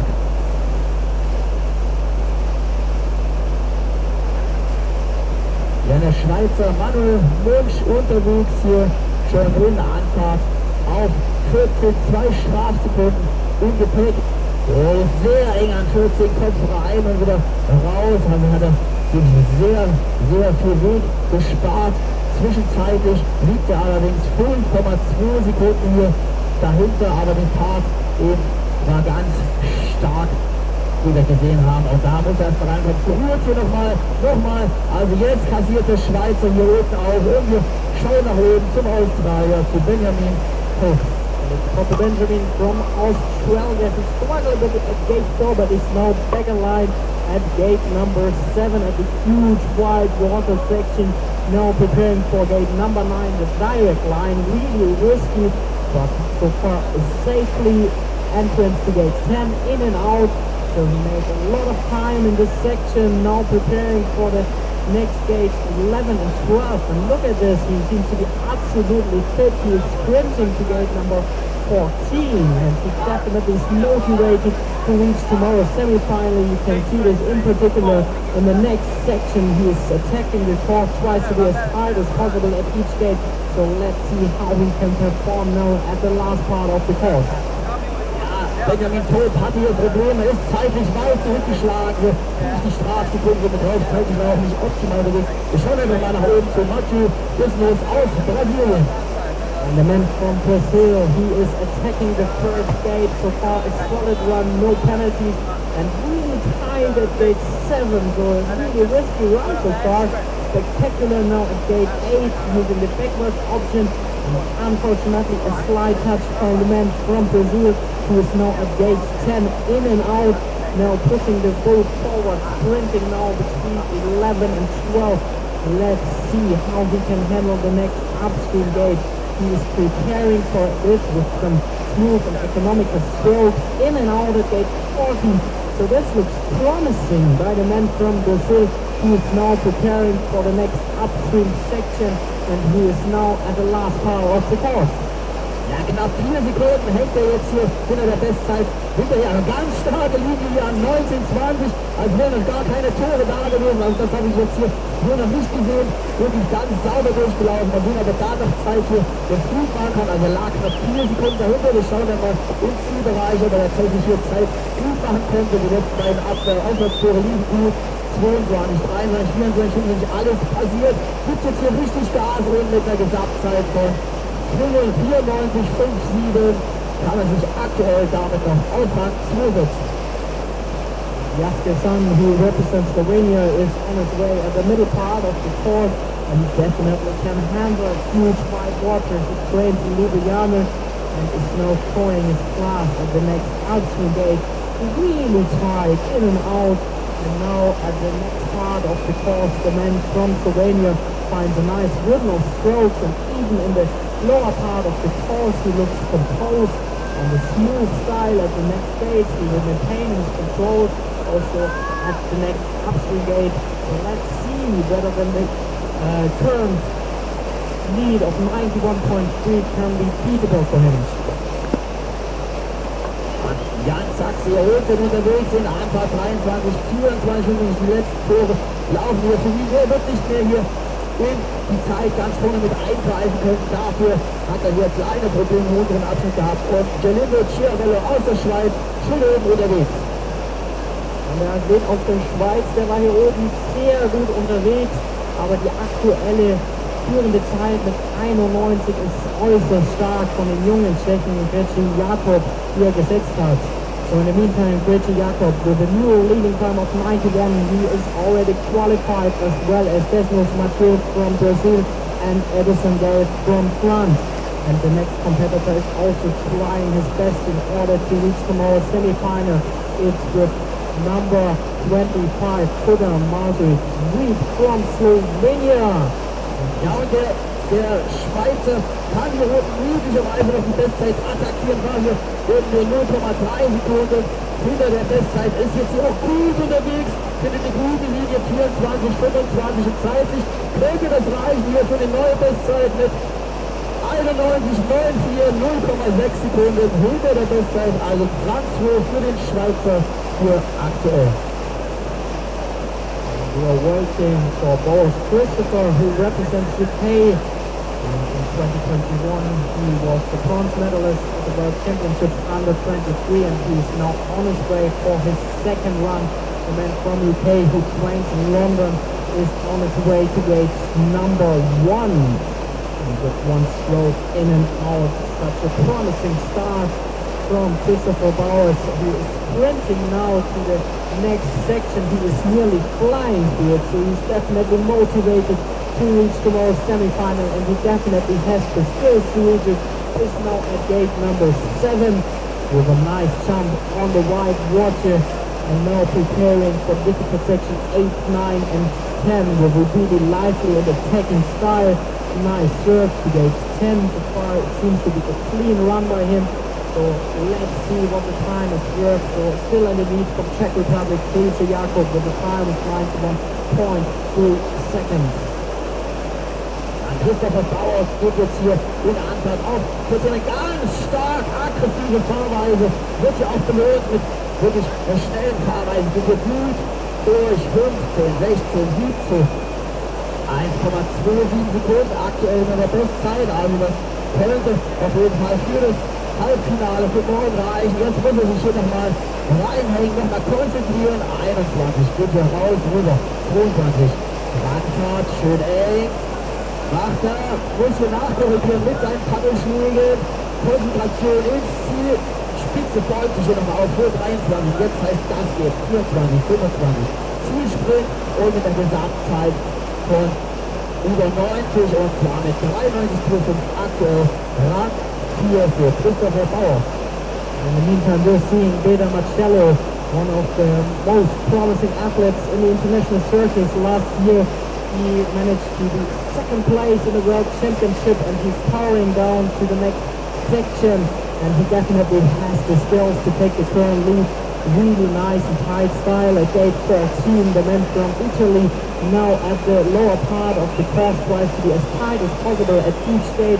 So it seems to be absolutely promising that he can take part at tomorrow's semi-final. Probably this is the potential leading run.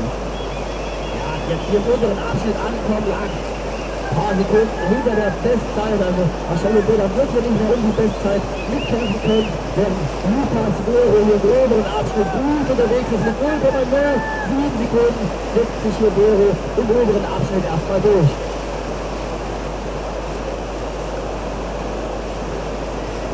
Bero in Anfahrt auf das Boot 10, stark rein, raus, jetzt runter, gibt hier gar noch 11, 13 Boot vorwärts, auf dort enge Linie, 12, 13, runter. Jetzt lässt er mal Gas geben, kleines Sprungchen. Ja, der lässt sich nicht anderen, das heißt, dann geht immer weiter vorwärts, eng auf 14, auf 14 wieder. Versucht hier ganz eng rein rauszugehen. Gelingt nun fast 15, 16. Auch hier treibt er sein Kurs vorwärts. Zwischenzeitlich liegt er hier 5,2 Sekunden dahinter mit 4 Strafsekunden hier belastet. Und John Crespo aus Spanien ist über die Stadtlinie. John Crespo from Spain, well known for his attacking style, and he's attacking through the first gate. He is the bronze medalist from last year's World Championship, so definitely one of the world-class athletes, and we can also expect a lot this year from him. He's now at gate number 7, and look at this, being tied a bit too tight. There was a 2-second penalty for him, but now he's back on line with a direct line from 9 to 10. John Crespo from Spain with one stroke in and out at gate 5. So he made a mountain of time at this section. So let's see whether he can compensate the 2-second penalty at gate 7. He is sprinting now to gate 14 and attacking the next upstream gate. Really direct line with one stroke to gate number 13. So let's see how he can handle the next part of the course. John Crespo hier im oberen Abschnitt unterwegs, wird hier schön mit angefeuert von seinen Teamkollegen. Zeitlich liegt er 3,2 Sekunden dahinter, hat hier aber auch eine Berührung mit dem Petto, lässt hier schön auf jetzt 19, 20, 21, eine gute Linie gefunden, konzentriert sich jetzt hier auf letzter Aufwärtstour, geht hier eng rein, kommt nicht ganz sauber weg, muss nochmal nachgreifen, nochmal Schlag setzen und sauber in die Linie kommen und ist jetzt schon im Antrag auf 24, 25 unterwegs, setzt sich zu 5. Zielsprint an und mit der Gesamtzeit von über 90 und zwar mit 94,04 aktuell Rang 5 für den Spanier. And the last competitor of the second run is Arturo Lucien, who represents Australia. He participated in the last Olympic Games in Tokyo and is showing his world class so far at gate 14. Stuck for a bit in the wide, but now he's back in line. Let's see how he can challenge here the competitive field. So he needs a time of 96.8 in order to reach tomorrow's semi-final. So really tight race so far. Let's see how he can handle the situation in the last gates. Er kommt hier gut durch die untere Sektion, also 18, 19, 20 sauber durchgelaufen, liegt allerdings zeitlich hier weit hinter der Bestzeit, also 3,5 Sekunden trennen hier aktuell vom Sieg und geht jetzt hier durch die letzte Abwärtstour, Zielsprint und mit einer Gesamtzeit von 95, 94, 64, Rang 7 für Lucien Crespo aus Augsburg.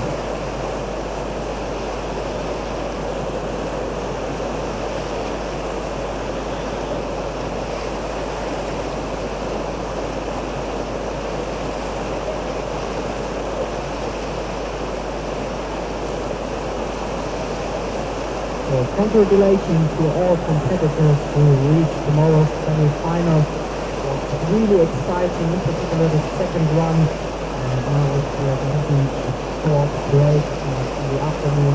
We are going to see the next qualification run, women's canoe. First run at 1:15, followed by the men's category canoe at around about 2 o'clock. And also then we have second runs in the afternoon, followed by the extreme runs.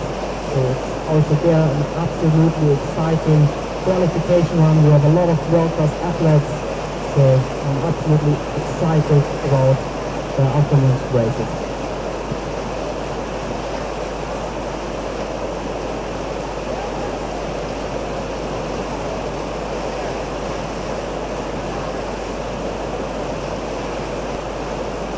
Ja, und das war die Vorlose hier im Bereich Kajak, Damen und Herren. Die gehen jetzt hier in eine kleine Pause und sehen uns spätestens 13 Uhr hier vor Start für Vorrunde wieder hier am Start. Und dann sehen wir heute Nachmittag ab 13:15 Uhr die Australier, einer der Damen und der Herren für die Vorläufe und die für das Halbfinale für morgen möglicherweise die Qualifikation und später am Tag sehen wir dann noch hier den Kajak und den Slalom.